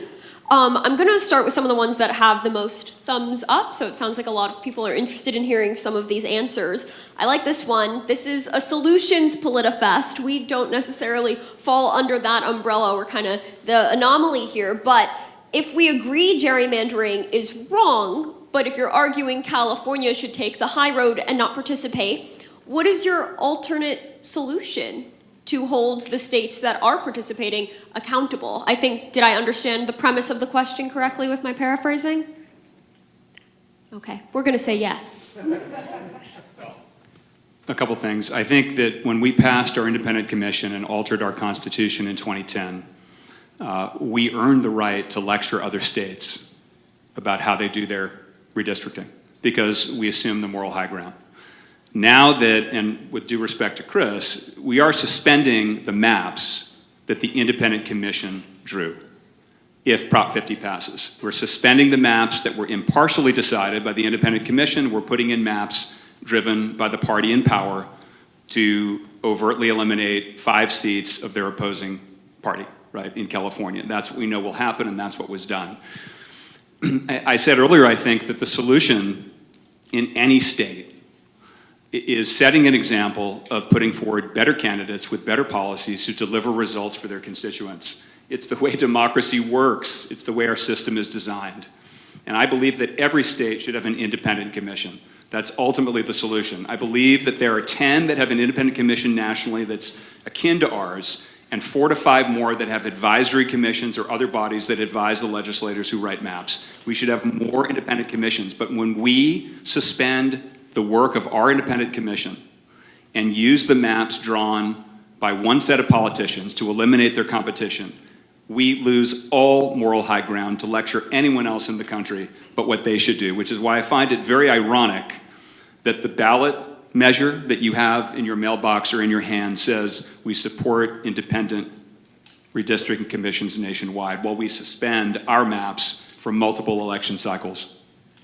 And that would be a solution, is to have Congress not just finally pass the John Lewis Voting Rights Act, which they always fail to do and is not happening right now, but also take a serious look at passing legislation that somehow requires and helps states through funding national redistricting, independent redistricting measures right now, maybe conditioning some of that. I'm not hopeful that I would see that with Republicans in control of either or certainly both the executive and the legislative branches in Washington. But let's hope that maybe, I don't know, this national blow up that we're all living through right now might incentivize some cooler heads to come together and find agreement on this question and at least drop a bill and get a conversation in motion. One thought on that. So I had a chance to meet a guy named Senator Michael Bennet the other day, and Senator Bennet is from Colorado. He's a 3-term senator, moderate Democrat. He's running for a governor in Colorado. He actually put forward legislation in Congress to do just this years ago, to create a law that was national, that independent commissions had to draw the maps in all the 50 states. Now, you can imagine where that went: nowhere. Because politicians who dominate their home state, they don't want an independent commission. By the way, do you all know who were the biggest opponents in 2010 to the Independent Citizens Commission? No. The party in power in California at the time that had most control, Democrats. Democrats spent $7 million opposing Proposition 20, which created the Independent Citizens Commission. They didn't want it to exist because they wanted to continue to draw the maps in secret. I'm saying let's not go back to that time. I do want to ask another solutions question very quickly. What other recourse do Democrats have in this state to push back against the Trump administration that might not involve asking voters to walk back something that they already approved? It's what we have been doing in a very unprecedented year in Sacramento since January. We have been suing where we need to, where we see an opportunity through the Attorney General, and actually through several Attorneys General across other states as well, to be able to demonstrate a violation of law that would hopefully rule on unlawful and unconstitutional certain decisions. And these usually come around issues of major funding for things that we care about here in California. So there's the courts action. You know, we have been having a variety, a renewed interest in conversations that really stress a lot of values-driven policies that are important to California's debates that we've had happen. They may have been signed into law, and those questions are now being revisited in a new year, a new context, a new political climate. Most of those have been upheld, or some other bills that are trying to undo past actions have died early in many of those committees. But I am seeing a resurgence of a lot of that activity right now. So I think that, you know, we are trying to make sure that we are holding up the wall the best that we can, right? That we are in a limited and a more constrained state budget compared to the federal government, looking at areas of funding that we could possibly supplement so local systems don't completely fail, and we could at least help to bridge their needs right now if the federal government does withhold support. These aren't, far from ideal, they're not good solutions or places to be, but they're what we have to work with right now. Do you believe Republicans will not gerrymander in other states if California sets the right example by voting this down, or was this bell already rung by Texas? That is a great question. I think it's safe to say that now that the horse is out of the barn, that both Democratic-dominated states and Republican-dominated states will attempt to gerrymander. I think Which that is not new, we should point out. It's not new, but it's very new. It's a very new Mid-decade, mid-decade, yeah. right? Because our historical precedent, which is the way it should be, is that we look at redistricting when we have census data, right? Every 10 years, this is in our Constitution. We understand how many people are in each state, in each part of each state, and we redistrict and we reapportion House seats. So I think the horse is out of the barn. I think that this is likely to happen in many states, but one thing I like that Chris said is we are a country of laws. What separates the United States and our constitutional democracy over the 240 plus years we've been in existence is that we've established a rule of law and that can be pressed and challenged and strained, but we have a rule of law, we have to keep it. And so plaintiffs that want to bring actions that against something like is happening in Texas with the NAACP action to reject those maps. Those are within our system, and that is the way America works and should work. But I'm afraid that this is happening across the country, and I'm not sure where it's going to lead. This question has the most likes right now, which shows that we are really in a room of political nerds. Who are the people and groups funding the pro and anti-Prop 50 campaigns? If you could each maybe give us one or two groups on your side, and I can help round that out if need be. I actually probably haven't, you might know better than I admit I haven't been tracking it as closely. I know that on the no side, Charles Munger, who was actually the original major funder for the Citizens Redistricting Commission, has probably been the biggest donor on that side.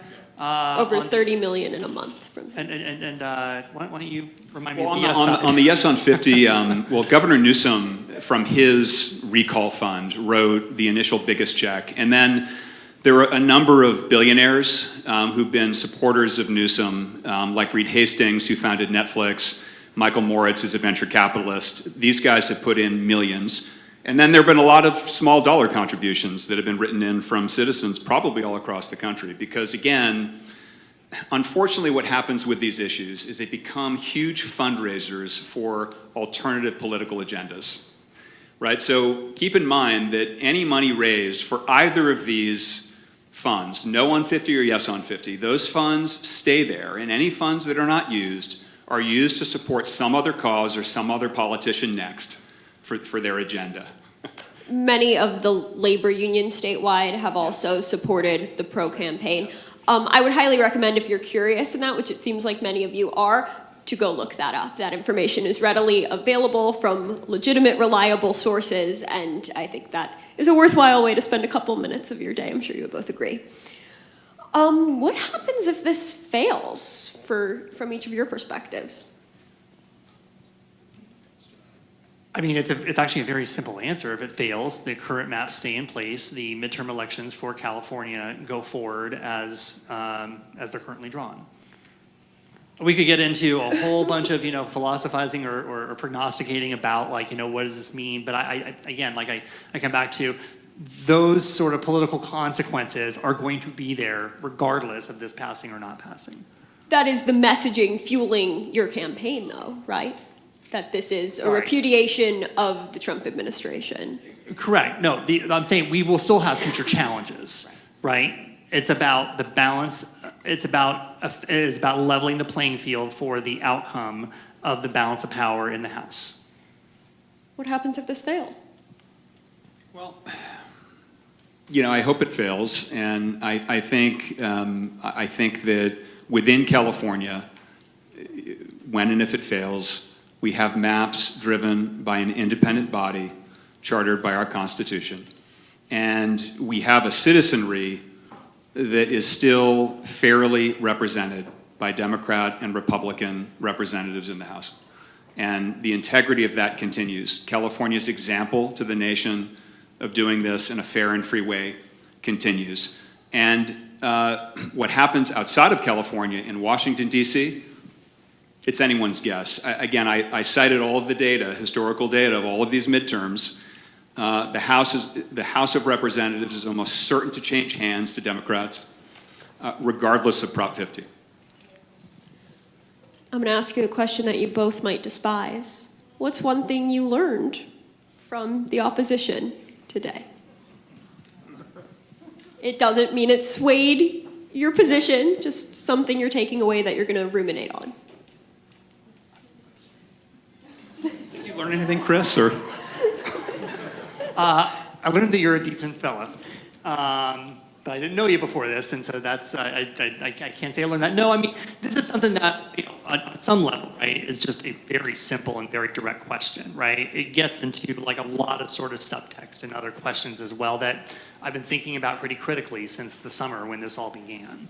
So I regret nothing is coming to mind right now that certainly hasn't changed my mind, but it's a different way to look at something because I've been trying. When I voted to put this to the ballot, I think I'm the only one so far that has actually voted on this, to be able to put this question to voters right now, I started at a position of no, because I did not want to be able to, for a lot of the same reasons I think that you were arguing about how this sends a message nationwide.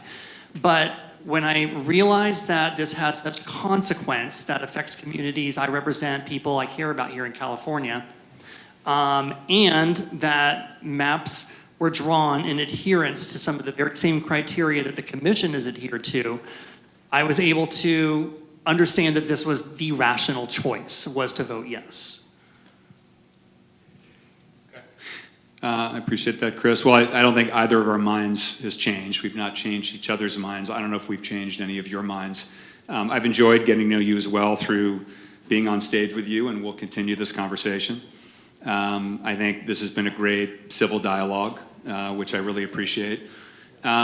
I probably picked up some subtleties around the way that your views on the way maps are drawn, some of the pros and cons of map drawing, and that was interesting. But I hope this has been useful to everyone else. Thank you both so much. I think I learned that we can still have civil discourse. It's always good to be reminded of that. Thank you all for paying attention and for being here and staying awake all day through all of these really important sessions. And no matter what, I don't think anything will be as controversial as parking at Balboa Park, so we can at least sleep easy knowing that. Thank you both so much. Thank you, Joey. As a reminder, this wasn't like our other presentations, but feel free to vote for, whatever debate or issue you thought was correct here. And that's your practice vote, and then actually go vote on this. Yeah, practice. Sometime between Monday and We're gonna November get preliminary 4th. results here at Voice of this San can be a Diego. litmus test. Thank you for joining us. The next session starts in this room at 4:15. That's a live recording of the Voice of San Diego podcast, the most popular public affairs podcast recorded in Greater Little Italy, San Diego. And we will announce the winners, so stay tuned for that. Help us spread the word by sharing our website, voiceofsandiego.org, and I hope you've had a lot of fun today. Thank you.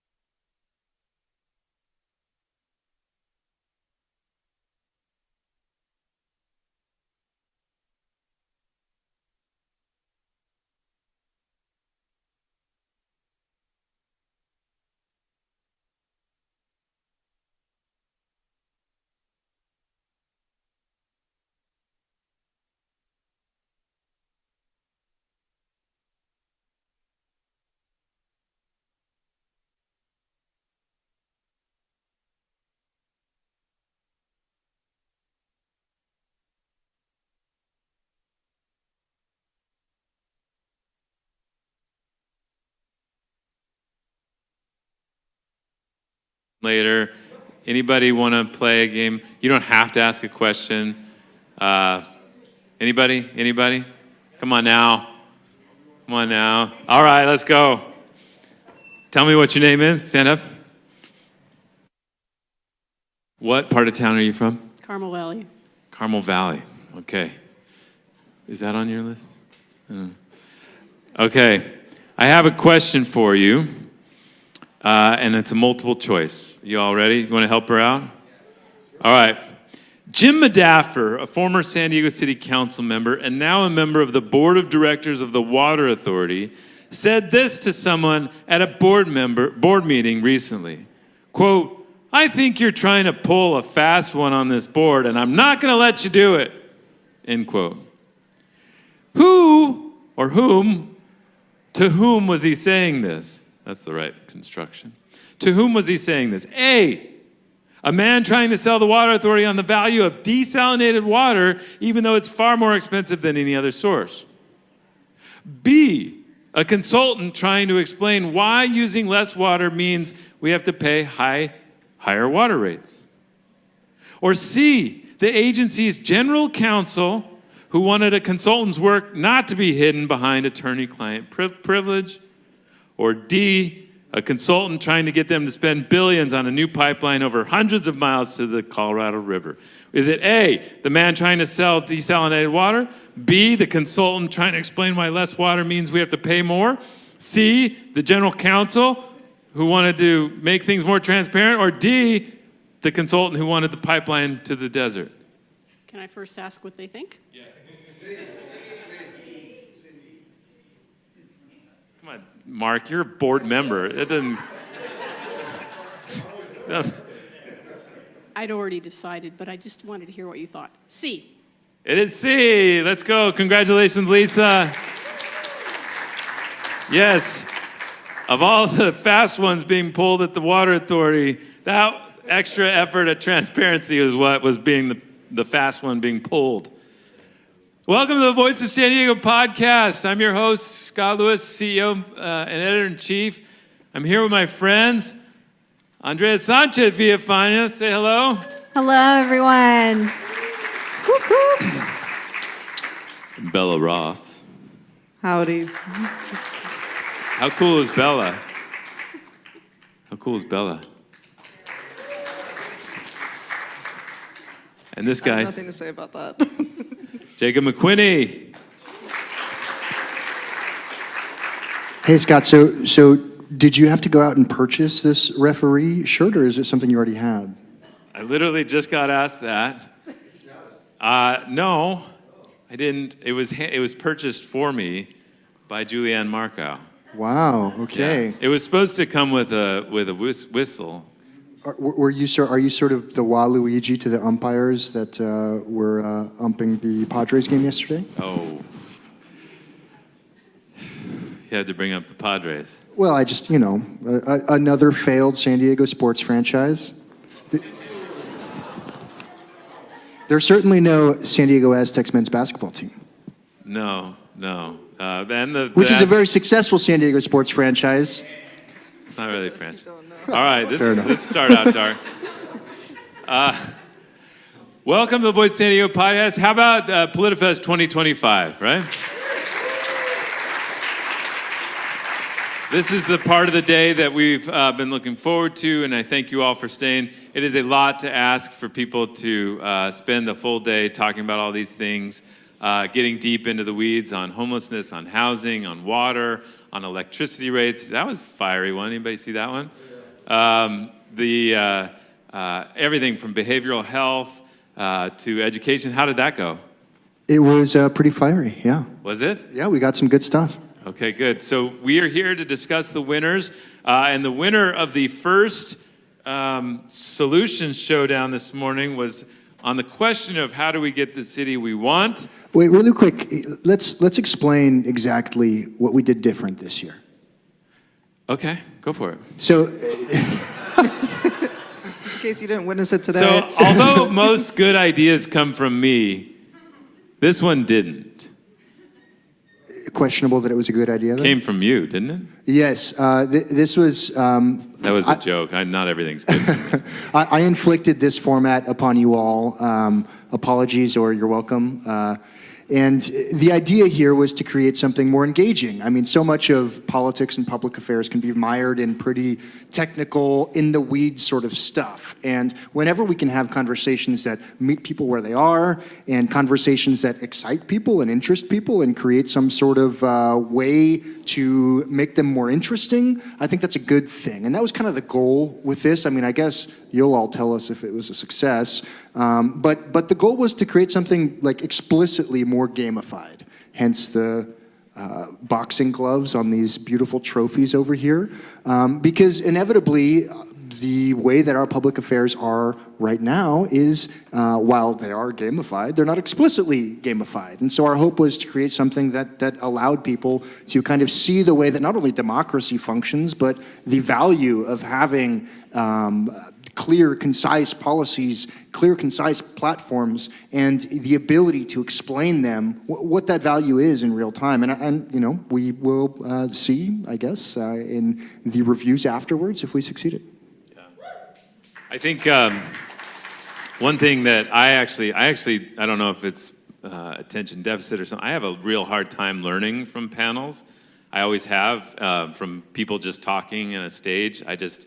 I struggle like in just learning or paying attention, and which is ironic because I spend so much a part of my life on panels or moderating panels. And so when Jacob and others brought up the idea of trying to shift things up a little bit, it resonated with me a lot. And I think what the core of what we wanted to do is make sure that it was guaranteed that a part of the panel discussion would be educational and interesting and would be able to get something across. After that, who knows what would happen.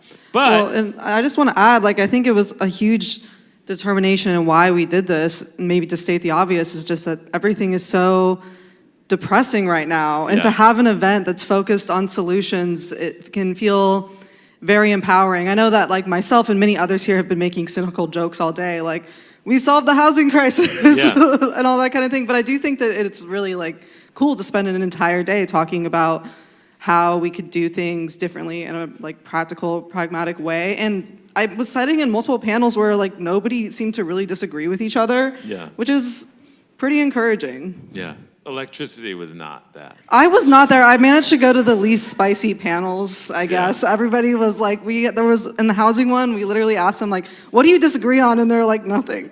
But that's great. That's a huge issue. And, like, it's great to have three really informed people say that they, like, largely agree on what we need to do, so. Yeah. Well, I was thrilled with the morning discussion on how do we get the city we want. Is Will here? Oh, way in the back. Great job, Will Huntsberry, organizing or pulling that together and the moderation. So we did have a winner in the polling discussion there, and the winner of the How Do We Get the City We Want Solutions Showdown this year, the inaugural Solutions Showdown, Councilman Shawnee Rivera. Come on up. Woo! Congratulations.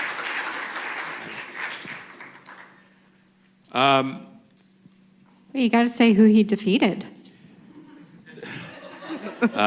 Mayor Todd Gloria and Amy Fawcett are just getting patched up in the training room right now.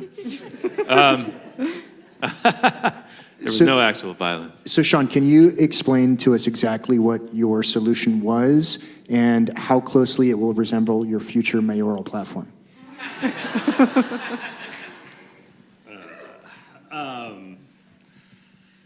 So there's the solution part, but I'm not going to take the 10 minutes that I had, but I do want to start with this because I think the question itself, I didn't want to reject the premise, but I didn't think that starting where you all wanted to start was actually the best place to start. The how is certainly important, but, like, I think San Diego really has an issue in struggling to say what it is that we're trying to be. And until we determine that what or the who that we're trying to become, all the how is it could be smart on the surface, but not actually the way to get to where we want to go, right? So that's where we started our conversation. At least I started my presentation was what I want us to be. And I want us to be a place where everyone sees a future for themselves here. From, like, my toddler to the seniors in our community and everyone in between. And we can't do that unless people believe that they'll be able to afford to live here. And if there aren't good jobs, and if there isn't a community that actually is a community, right? I do feel at times that San Diego is much more a collection of neighborhoods than it is a city unified around or in pursuit of a common vision and common goals. And then I think we need to have fun. And so the how, I think, is tapping into the gold mine that we are sitting on in tourism and making that actually work for San Diegans. Because I think San Diegans are told all of the time how important tourism is, how valuable it is. And I know from the communities that I worked in prior to being a council member and many of the communities that I represent, if you were to ask them, how's that working for you? They would not necessarily say, well.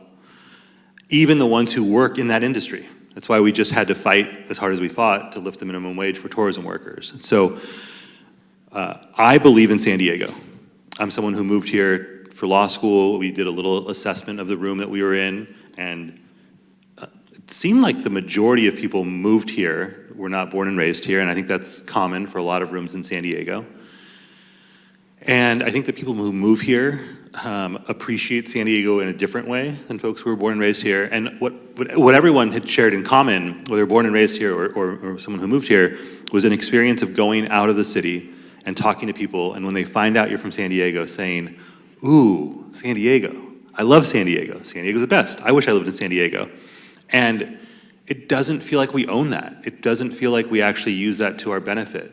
And so how can we be a place that people travel to in such great numbers, where people from around the country say that they envy us for living here, but that doesn't actually end up working for so many residents here, and fewer people see a future for themselves. So it's tapping into that and making that work for San Diegans. So at the core of that is kind of thinking of these tourists like Norway thinks of oil, right? Like we got so much of it. Like let's build a great society off of it. Is that fair? Like I mean, it's actually that's almost the identical. When I said gold mine, I mean it like that. Yeah, it's there are things that we have that other people do not have that is of incredible value, and that is extracted right now in far too great of a proportion. Now, that said, I mean, we charge a transient occupancy tax on hotels and vacation rentals. What exactly do you want to see kept here with them, and then to do what? Yeah. So, yes, we charge TOT, but we charge less TOT than other cities. And I don't think that San Diego is as attractive a tourist destination as it is because it's the cheapest place in town. I don't think we have to sell our workers out and say that they have to live in poverty in order for us to maintain our place as a prime tourist destination. So I do think that there's more there. I want them to pay their fair share, and that means like really thinking holistically about that. It means there is a cost to a tourist going to a beach and being served by one of the best lifeguard forces in the country and being protected from drowning when they bring their non-swimming Wisconsin selves to our beaches. And the the lifeguards would tell you that a majority of their rescues are for non-residents. That like there's a cost that we are paying when they park at the beach, when they drive on our roads. All of those things cost things, and right now that cost is being unfairly and overwhelmingly borne by San Diegans. And I don't think ever, but especially in a time when the cost of living is so high, it is fair to ask San Diegans to subsidize the vacations and the extravagant profits of people who do not work here. So we are going to be proposing a vacation home tax. We have about 11,000 homes in San Diego that are either used as full-time, full home vacation rentals or second homes, that, including the $108 million mansion that I showed during the presentation. Those homes are sitting empty while people sleep on the streets. That's not okay. There is something morally abhorrent in my mind about the idea of 5,000 homes in the city of San Diego sitting empty, luxury homes sitting empty while people are sleeping on sidewalks. There's $100 to $135 million in revenue in that single tax. The parking at the beaches and bays for non-residents. Before you go on, let's break that down. So how would you assess that tax? The way we're thinking about it right now is based on bedroom count. So because you are taking bedrooms off the housing market, and we would be taxing the use or non-use of homes for vacation purposes. And again, about 11,000 properties. We actually have, it's a strange place to be in to start with such good data actually, but it turns out that everyone who owns a second home in San Diego has registered that home with the city treasurer in order to receive certain tax benefits. We know exactly how many vacation rentals we have because of the registry there. So we're working with really good data. You will not be shocked to hear that the overwhelming majority of these properties are either in downtown San Diego or along the coast. Many people have talked about a vacancy tax for a long time, but the issue with the vacancy tax is it doesn't actually achieve the goal that folks want to achieve because the homes aren't vacant. They're just not lived in very often. And when vacancy taxes have been studied here, they don't produce much revenue. A vacation home tax would, and I think we get to the same goal. Listening, there was something that really struck me. Whereas Donald Trump says, America, Americans first, it sounded to me like you were saying San Diegans first. How do you think about that? I think the first time I've ever been compared, or anything I've said has been compared, and I hope that's the last. Look, I think there's a reason why that message resonates. And when you are struggling and suffering, and it doesn't feel like the people who are supposed to be representing you or working for you are fighting for you, you want to know people are doing that. So I get that. So I want people to come here. I want people to enjoy themselves here. And I do not think we should shut ourselves off from people coming here. Talented people are like the university students who moved to San Diego. We certainly should not be saying no to them. It's different in that we are asking people to pay their fair share. Pay things that they pay in other cities. I mean, it's wild to me. The city of San Diego doesn't have the confidence to ask non-residents to pay for parking at the beach when almost every city up and down the coast does just that. Our beaches are great. And so it's just about owning what we have and asking people to pay their fair share. And I do want to stress this point. San Diego is not alone in being an attractive tourist destination that is crumbling under the pressure of those impacts. And we are seeing a global movement pushing back against those impacts, from Barcelona to Puerto Rico to other places across the world, where the people who grow up in a community or love a community and no longer see a future for themselves there, yet see more and more people coming and vacationing, that is a recipe for disaster. And in other places, we've actually seen it turn into, if not violence, really kind of aggressive acts toward tourists, and I don't want that to happen here, and I think we can avoid that by asking people to pay their fair share, for San Diegans to actually be able to see the benefits and reap the rewards, and not just be told by an industry over and over again, no, trust us, it's good for you, because it's just not bearing out right now. And can I just ask you, you say at the core of all of this seems to be this identity crisis that San Diego has about what we are, what it is that we want to be. And I think that there are a lot of people like yourself who have ideas for what we can be and how we can get there. And I think there are a lot of people in this city who disagree with that vision and feel like this vision is being imposed upon them. And I kind of just wonder, how do we actually decide collectively what city we want to be and move in the same direction together? Well, first, I think we actually have to have that conversation in a real way. I try to be very transparent about the future that I want for San Diego, and I know I don't expect everyone to be on board with that. And the goal in a democratic process, I don't think, especially one that involves many, many people, like a city of 1.4 million people, the goal can't be unanimity, because you will never go anywhere. But consensus is something to strive for. And I think we can achieve that, and I think that the folks that I talk to, I don't think it's a radical idea to want everyone who lives here and grows up here or moves here for school or is retiring, is retired, to actually believe that they will continue to believe it, to live in this city. Now, the how we achieve that, certainly there will be differences, but that goal, I think that there's a lot to unite around there, and it doesn't have to be a progressive like myself. To someone on the far other end of the spectrum, I think is just as invested in seeing their kids be able to continue to live in the community where they grow up as I am for my son. There was an audience question during your panel. I was looking at all the questions, and one of those was, when you say non-residents, are we talking people who are coming from Arizona or Wisconsin and drowning in our beaches, or are we talking, are we also including, someone from Chula Vista, someone from Escondido? Yeah. And what would the money be for? You talk about taxes themselves aren't necessarily great. You'd have to pay for something. Right, yeah. So to kind of build on what Andrea said, yes, and I know that's not popular, but it's also like there's things that San Diego does not charge non-residents for, including the people from neighboring cities, that they charge us. And that's kind of wild. And I appreciate that San Diego is the biggest city in the region and everyone feels like they have a stake in what we do. We receive all sorts of thoughts from people from other cities about the way we should or shouldn't do what we're doing and the terrible decisions we're making. Well, I think we'd be able to make better decisions if they were contributing their fair share when they visited.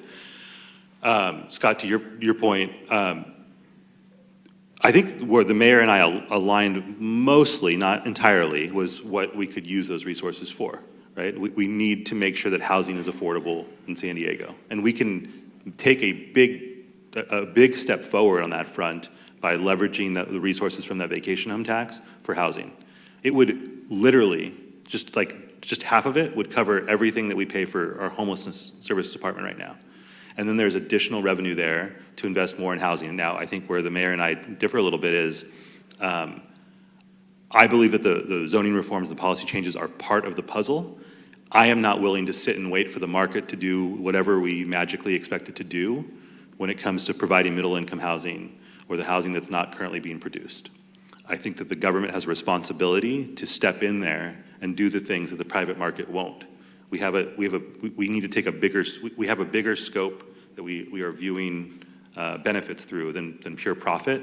And one of the issues that we have right now in San Diego is almost every home that is built is tied to a profit incentive in one way or another. Even the housing that's built by nonprofit affordable developers, they're paying back loans to banks who want to make money, right? So there's a way for us to kind of interrupt that model a bit. I think we should be using it that way. The revenue from the parking at beaches and bays, and I think we should also be exploring a rental car business tax. Those folks drive on they're making a choice to drive when they come to San Diego. They are wearing out roads. I think it's fair to ask them to pay their fair share there. We should be using that for infrastructure. And then I mentioned the parks and rec programs. Torrey Pines, again, advanced booking fees. So this is someone who's traveling to San Diego to play Torrey Pines, is booking it out months or years in advance. You can charge a premium to someone who is booking out Torrey Pines Golf Course years in advance from New York. And we can use that revenue to create programming for youth and child care for kids. Sean Elo Rivera, congratulations on your major award. Certainly one of the awards I'm sure he's most proud of over his career. All right, next up we have the how do we solve the cross-border sewage crisis? Did we fix it? Yeah? And the winner of that one was Carlos de la Parra. He had a plan to rip up the concrete and bring the Tijuana River back to its natural state. Carlos is not here, though, correct? We'll get it to him. Congratulations to Carlos. And what do we do about street homelessness? I sat on this one for a while. That was a good effort. Is Lisa here? Hello, Lisa. Yeah, Lisa Halverstadt, everyone, huh? We love Lisa. We do have a winner present, though, here, and we'll discuss things with him. Ian DeJong, President and CEO of Org Code Consulting. Thank you. Come on up. His idea was to increase supportive housing for homeless San Diegans throughout the city and ensure it succeeds. Congratulations on your major award. Yeah. So tell us, how do we do that?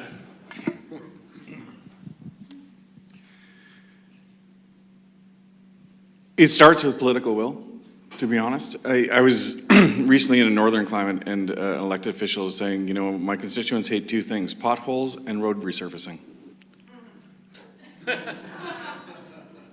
You know what people hate? Seeing unsheltered homelessness, but also building the solution. And that's where the political will comes in. It hurts if we keep people homeless, and it destroys lives, and people can perish. But it also is going to hurt to work through the community process to say that we need to build things at scale that we've never built before. And so we need to start looking at permanent supportive housing as part of our public infrastructure, not a special one-off project. So they are just as important as our roads and our sewers and our park space and our schools. We need to think through inclusion from the start, not as an afterthought when we're in crisis. And we need to be able to get to a scale that is actually going to allow for significant reductions in the service utilization of people who are experiencing homelessness, because they actually have the stability and wraparound supports that they're not consuming remarkable, sometimes profoundly gross amounts of money and not have their homelessness resolved. What do those things look like? What kind of projects scale at that level? Literally, like, what would we see happen that we don't see?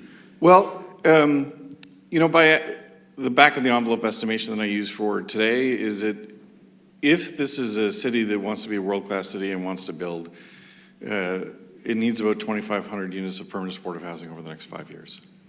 And that might sound ambitious, 500 per year, but if we really think about all different types, acquisition, rehabilitation, new construction using new technologies, so you have to think about inclusion of permanent supportive housing both as like infill operation as well as thinking about permanent supportive housing as part of new development. And to really think through, again, if you were going to do a new development and you knew that you're going to have a number of school-aged children, you'd put in a school. If we're going to put in a new development and we know that there's going to be people who have housing needs, we should plan for that from the beginning, not as get special permission later. Can you explain, we should have done this sooner, but can you explain what supportive housing is for those of us in the audience who don't know? And yeah, let's start there. Yeah, so supportive housing is intended and specifically targets those individuals that have the most barriers to achieving housing on their own. So those barriers could be everything from having like ongoing brain injury, where they have enough function to take care of independent activities of daily living, but might have some impulse control issues or like management issues. It includes people with mental illness. It includes people with addictions. It includes people with physical impairments, but it predominantly includes people who have been really impacted by trauma in their life, and in particular the trauma that led to their homelessness.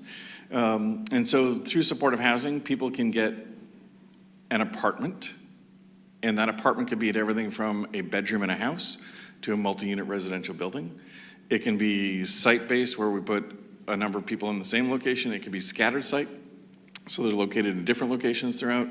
But we need to think about the support function as, how do I give this individual choice on where they want to live? And then how do I customize my supports to meet their needs, as opposed to one size fits all that people either fail or succeed at?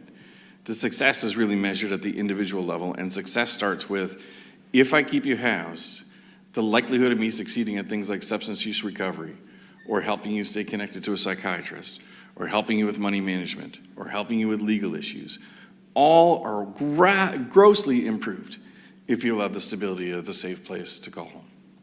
The common argument against it is that you're just going to drive more demand, attract more people, and maybe sort of make people more dependent on government and that sort of assistance going forward. What's your response to that?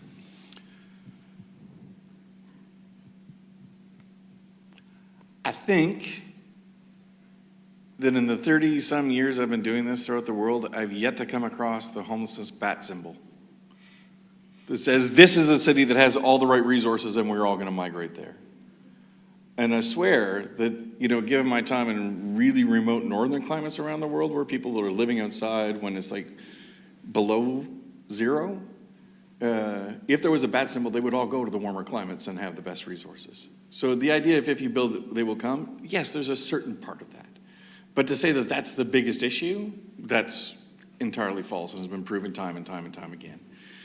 In terms of how do we go about, in terms of creating spaces where it doesn't just have like the magnet effect, we also have to think through, well, what are the things that we actually are excited about when we have magnet effect?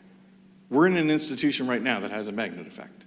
It will attract people to this community that haven't been here before or have something to contribute to this community. Councilmember Elo Rivera really talked about, you know, not everybody's born here, but people find a love for it and want to stay here. Well, if that's okay for someone who's middle or higher income, why do we have two sets of standards and think that migration rights within a country only apply to people who have economic mobility? And that if my needs are not met in another community, whether that's education, health, or housing, I should have the ability to try and have those needs met. Well, Ian DeJong, congratulations Thank you. on your major award. Oh, I'm so excited. Congrats. You wanna do this one? You can just announce it. Okay, our next one was for the issue on how do we build more housing people can afford. That's a big one. No, it's not a big problem. Did they solve it? They solved it. The winner for that one is Ricardo Flores from List San Diego. Is Ricardo here? I don't see Ricardo. See him. But his proposal was to lower housing prices by increasing property rights for single-family homeowners. I think what he's saying is you should be allowed to divide up your lot, right? And make it easier to build. Yeah. Levi? Hold on. We got to make sure the people can hear you. Can't quote it detail by detail, but essentially not having 5,000 square feet be the minimum building lot size. Yes, if you get rid of minimum lot sizes, it'll allow people to build more homes. There was a lot of consensus on that one. I was sitting in on it. There, you know, just general agreement about the concepts of reducing minimum lot sizes, upzoning, deregulating, all of that good stuff. Don't you love when everybody agrees on the solution to a problem we still haven't solved? Crazy how that works. Wild. You want to do this one? Okay, the next one we had here was, how can we make the cost of electricity more affordable? It seems like, again, a very, very easy solution. The winner was Bill Powers, energy systems consultant. He wanted to go with public power.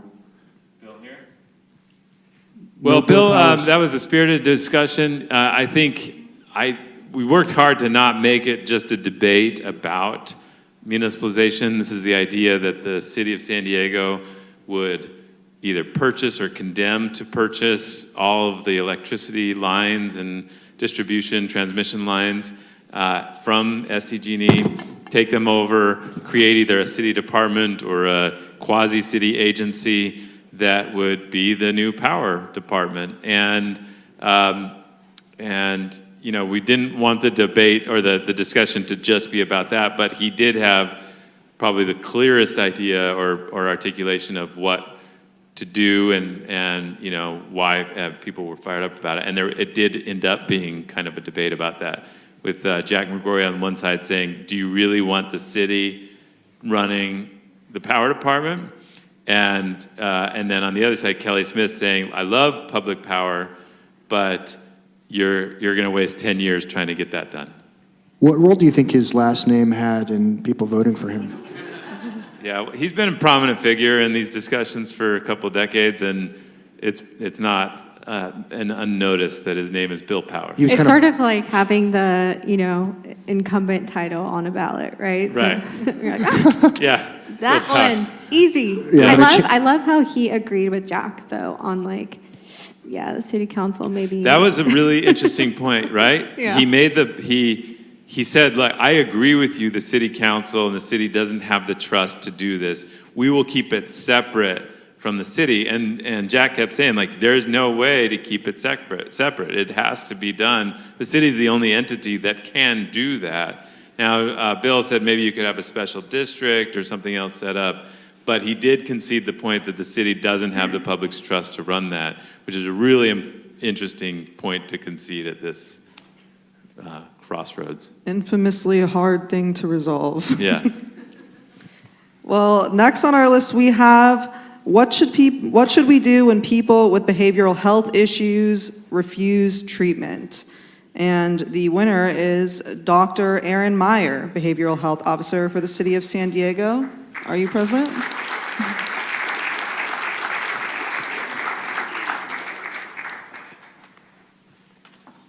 Hey. Congratulations. Thank you.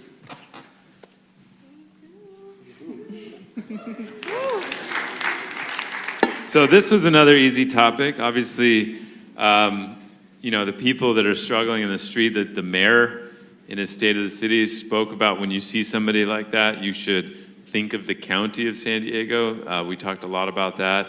I wrote a piece about the screaming you sometimes hear in the street and how scary that is, how hard it is, how you wish you could do things about it. What was your solution in short? It was a pretty easy solution, facetiously speaking. I was like, really? Let's go. So the first point that I wanted to make is that we need accountability to the public. So we need accountability dashboards related to the provision of the different types of beds that we need. We need accountability as to how long people are staying in the emergency department until they can transition to psychiatric treatment. We need accountability on how we are really delivering behavioral health care for people who need it the most. And then we need to focus on how not necessarily the individual refuses the system, but how the system refuses the individual. If you have a cognitive disorder and mental illness, if you have mental illness and a substance use disorder, if you have autism and a mental health disorder, you can be excluded from the systems of care that can help you. And really, we need to make sure that we acknowledge complexity as the rule, not the exception. Whereas currently, if you're complex, then we can utilize diagnostic overshadowing, say, well, all of your presentation is due to this thing that excludes you from the system. And that leaves people who need help the most without the care that they need. We need to learn from other counties. In many other counties, specialized paramedics have 5150 authority. I know many of you have followed Senate Bill 43 that extended diagnostic eligibility to people with severe substance use disorders, to people with necessary medical care, but our police teams, our mobile crisis response teams, they don't have access to medical records. And so when they're seeing somebody, when paramedics are seeing somebody who clearly cannot take care of their basic needs but is refusing or is unable to accept help, then sometimes paramedics are left without any options. But we can do in San Diego, like what other counties do, for instance in San Francisco, and extend 5150 authority to specialized paramedics. Let's stop you there. 5150 authority is what? So 5150 authority, it's an intervention that allows specialized either law enforcement currently or county designated professionals to temporarily take someone over their objection to a treatment facility for up to 72 hours. And I see here that a key element of your proposal is that there's no one-size-fits-all approach. How do you create a system that can address the whole breadth of diverse needs that people might have? Yeah, so that is incredibly important. One of the things that we have in Los Angeles County, they have a service and bed availability tool where it's a real-time dashboard where you can stratify. If you need a place that's wheelchair accessible, if you need a place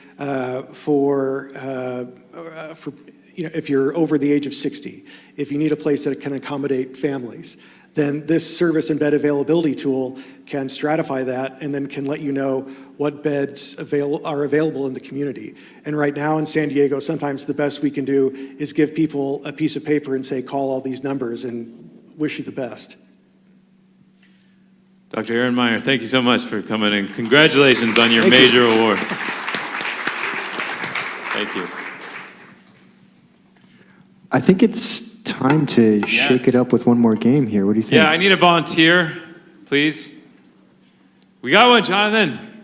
Go, you want me to go? Oh, You got this. I can do this. You need to ask him where he's from. Okay, yeah, I can do it. Here, and all those you want to run the mic up to him, my Sure. assistant here? Sure. So I've come up with a game that is so devious and so nerdy, I will be very impressed if you get 2 of these questions correct. Well, hold on. So, sir, what's your name? Jonathan Schulman. Jonathan Schulman. Where do you live? I live in Poway. In Poway. Okay, that's not on this list. That's a good thing. This game is called What's in a Name, and it will quiz you on how well you know the origins of the names of many of San Diego's different neighborhoods. All right, you ready? You want to give this a shot? Okay, so this first question. This San Diego neighborhood, originally, and really quick, I can offer you one hint if you need it. It'll be the city council district in which this San Diego neighborhood is. And I will permit, I don't want anybody yelling out answers, but if we're getting a couple... You can yell out. If we're getting a couple questions Let's go, in and come he's on. still stumped, then maybe we can revisit this, okay? Okay, this San Diego neighborhood, originally known as Mount Gilead, was purchased by the son of America's 18th president. In 1906, he renamed the area in honor of his father, with whom he shared a name. That would be Grant. Grant what?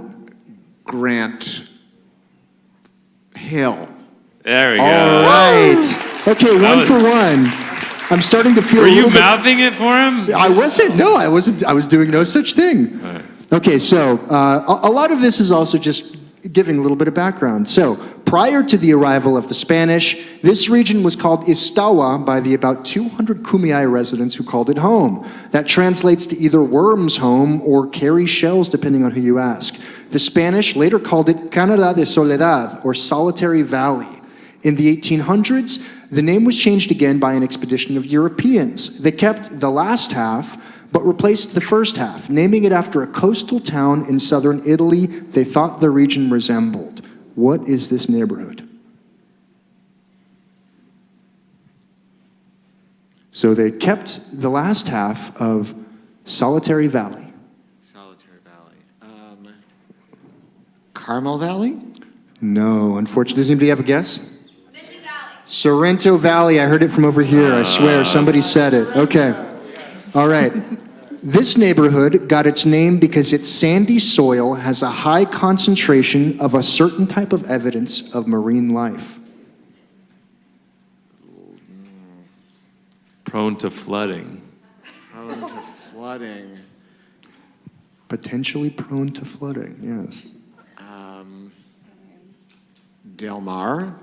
Unfortunately, these are all just in the city of San Diego. Does Wait, anybody else have a guess? I think you know. No.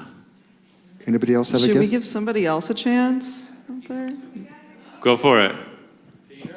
Yeah. Shelltown. Okay, all right. We only got a couple more of these left.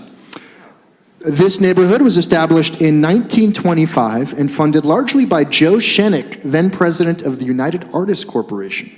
It was named after his wife and her 2 sisters, all 3 of whom were stars during the silent film era. The neighborhood's grand opening, hosted at its now deconstructed gateway, was attended by more than 10,000 residents, including Buster Keaton, then husband of one of the 3 sisters. No, for a moment I thought it was Claremont, but you're not talking about Claremont. No, I'm not talking about Claremont. I can give you a hint. It is in Sean Yulo Rivera's district. Councilmember Sean Yulo Rivera's district. Would that be, what is that north of Hillcrest? North of Hillcrest?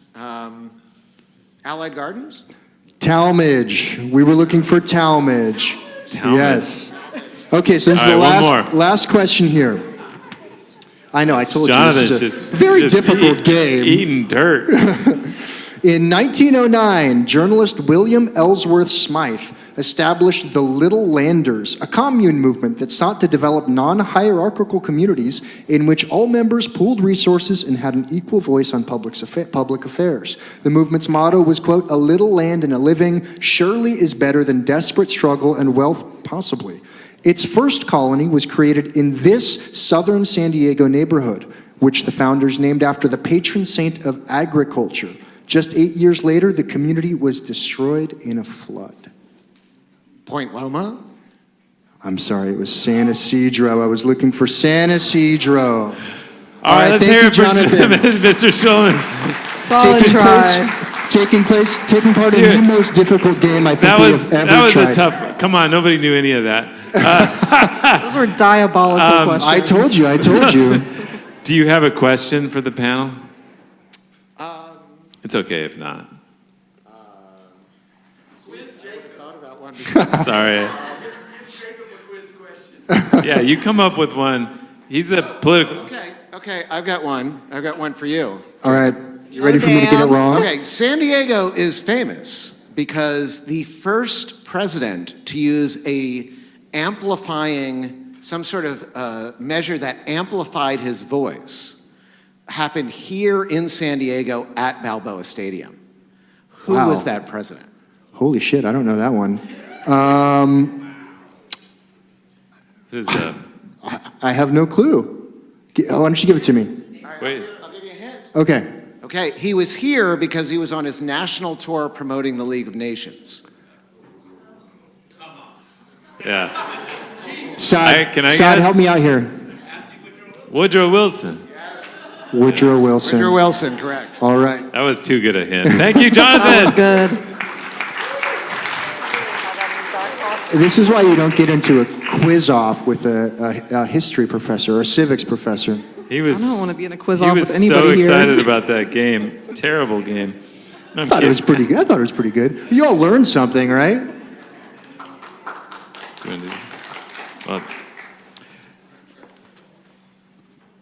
oh, shoot. Oh, yeah. Here, Jacob, you do this one. All right, our next winner. How do we solve the childcare crisis? Another crisis. We have so many here. And this one was won by Courtney Baltiski with YMCA San Diego. She said, "Take it to the ballot box to secure local dedicated funding." Is Courtney here? No Courtney, okay. I think she's referring to the effort at the County of San Diego to raise the transfer tax on really expensive homes. So if you sell a home at $5 million or more, you would charge a tax on that. Or there's another parcel tax, I think, being floated. I'm not sure. Okay. Lisa, do we know? We don't know yet. We don't know what they're going to do yet. Lisa is our all things county person. All right, the next person, our next winner I know is here. The winner of How Do We Ensure That All Children Receive an Excellent Education was Mr. David Miyashiro, superintendent at Cajon Valley Union School District.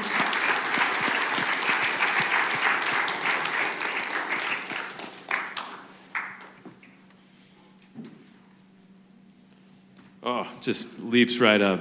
Mr. Miyashiro, here you go. Thank you so much. Appreciate you. All right, have a seat. Yeah. Welcome. Thank you. So you fixed education too? Fixed education. What are we going to do? So people talk about, our education system is broken or needs to be fixed. It's actually doing exactly what it was designed to do. It was designed in 1892 by the Committee of 10 university heads who designed it for self-interest, basically, how are we going to admit kids into our universities? And so it was built in the model of industrialism, for industrialism, and the goal was sameness. That's where standardization and standardized testing came from. But the world of work is diverse. Every child is born with unique strengths, interests, and values, and should be cultivated and developed, not stripped away in the name of bubbling in a test. So the system is perfectly designed for what it's doing. We need a new system to reinvent it. So tell us what that system would look like. What is the system that you pitched? Well, in Cajon Valley, our vision is happy kids, healthy relationships on a path to gainful employment. And basically, that's about Maslow's hierarchy of needs categorized. So happy kids, self-aware, self-esteem, positive self-efficacy, healthy relationships, connectedness and belonging in schools, and then path to gainful employment. Every kid has vocational identity prepared for the world of work. And in Indiana, they have the 3 E's as their high school transcript. All kids have to either be employed, enrolled in post-secondary, or enlisted in the military. And the goal in Indiana is so that Indiana can maintain its Hoosiers. Indiana is highly rural, so lots of agriculture, lots of remote work, and the current system isn't designed to help Indianans thrive. So they've reinvented their system off of Switzerland with paid youth apprenticeships, and we're doing that in Cajon Valley now. It's a fascinating thing, right? You very rarely hear a Californian say, we should do things like Indiana. And I would imagine you very rarely hear an Indianan saying we should do things like those Europeans in Switzerland. So exactly what are the benefits of creating a system that funnels kids or ensures that kids have graduate high school with one of these 3 things as you know, their future: employment, enlistment, or enrollment? Yeah, so the Swiss system was redesigned in the 70s. And it used to look like ours, you know, basic skills, standardized tests. Businesses and industry in Switzerland went to the government and said, if we don't do something different, we're never going to have a workforce. The top graduates in Switzerland were leaving for other places with better climate, you know, better opportunity. And so the businesses redesigned the school system for them. And that's what Indiana's doing, is they're looking at those models based on industry, banking, finance, you know, different types of technology, and it's working. It's working in lots of different places. We just need to apply those solutions here. What does this say about the sort of paradigm that we've been living in for a generation, wherein the expectation for all kids and for high school in general was we are essentially making sure that every kid goes to college. That was the expectation, at least when I was growing up. The expectation was if you did high school right, you were going to college. What do you think that says, this plan says about that? We're not saying that kids should not go to college. Okay, sure. We're just saying that if kids are going to go to college, they should have a purpose. And the current system isn't about that. And so I think that giving kids an opportunity to explore careers and then make decisions based on their interests is really important. Not to say college is not for everybody, but in most successful systems I've studied around the world, kids spend at least 2 years working before they start university. They don't go straight from high school into college. They build skills, they build collaboration, interpersonal, other things that are, you know, can only be learned in work. David Mishiro. Thank you. Congratulations on your major award.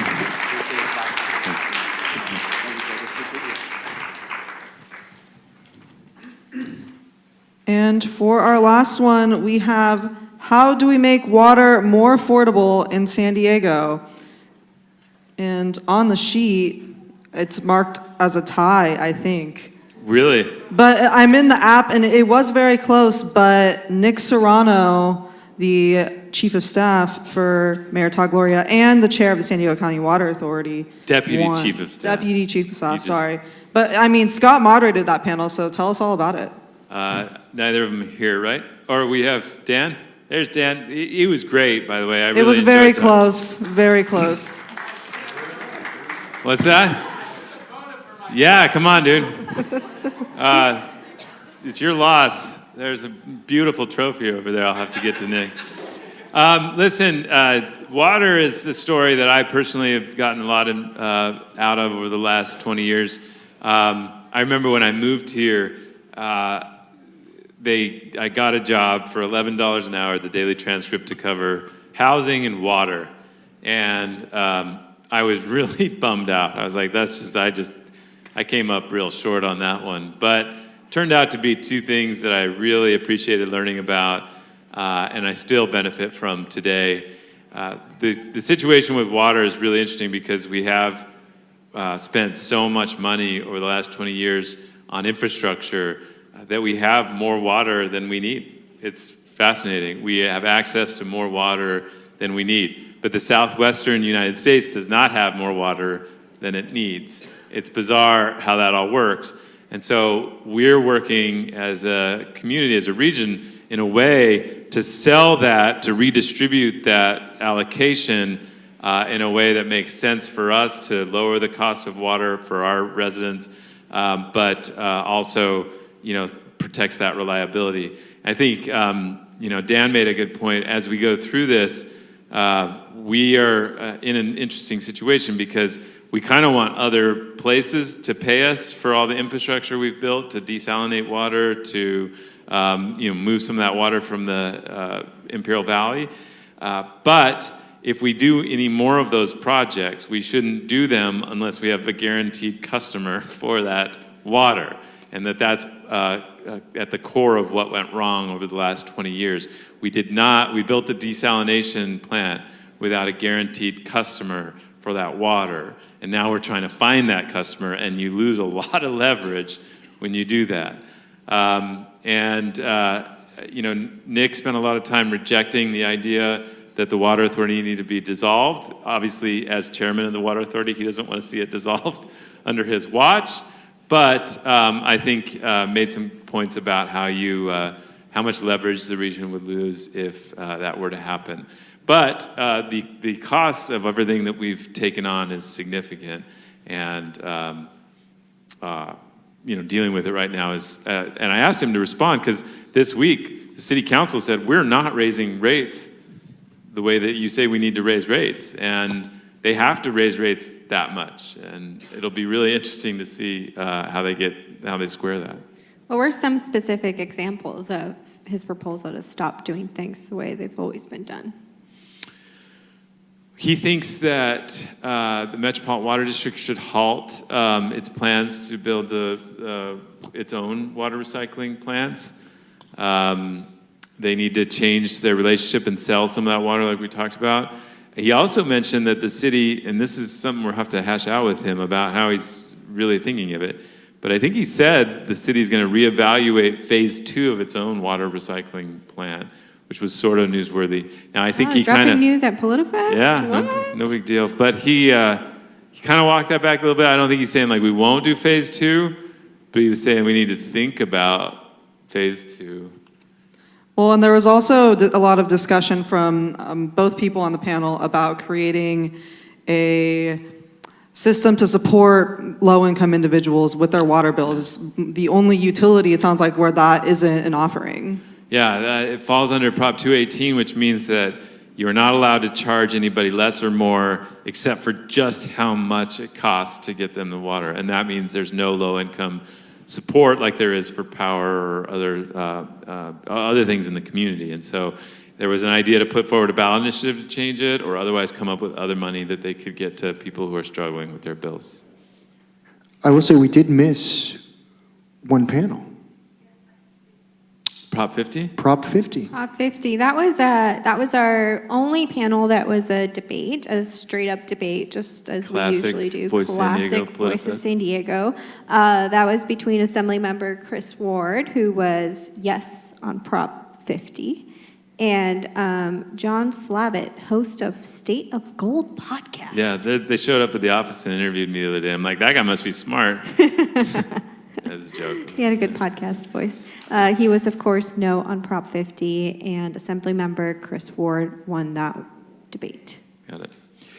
Well, what a collection of super smart people and interesting people, even just coming up on stage tonight. Thank you all for coming and for embracing a day of public policy. We're going to let you go to the reception. There's some food, some drinks.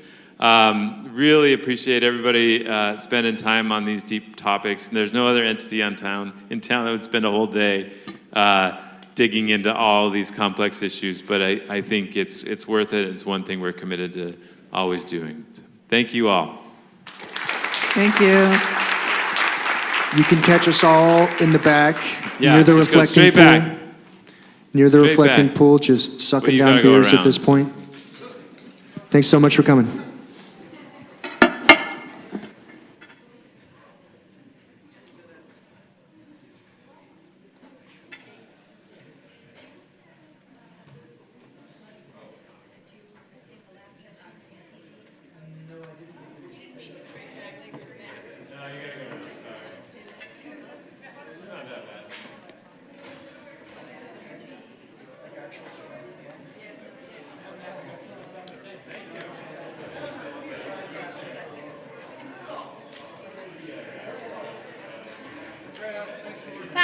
Thank you so much. Watch your back, John. Oh, dang it, John. You got me. Don't mind if I do. I love you. Yeah. Finish yourself or run out. Jacob, I got to say thank you. Yeah, Scott, nice to meet you.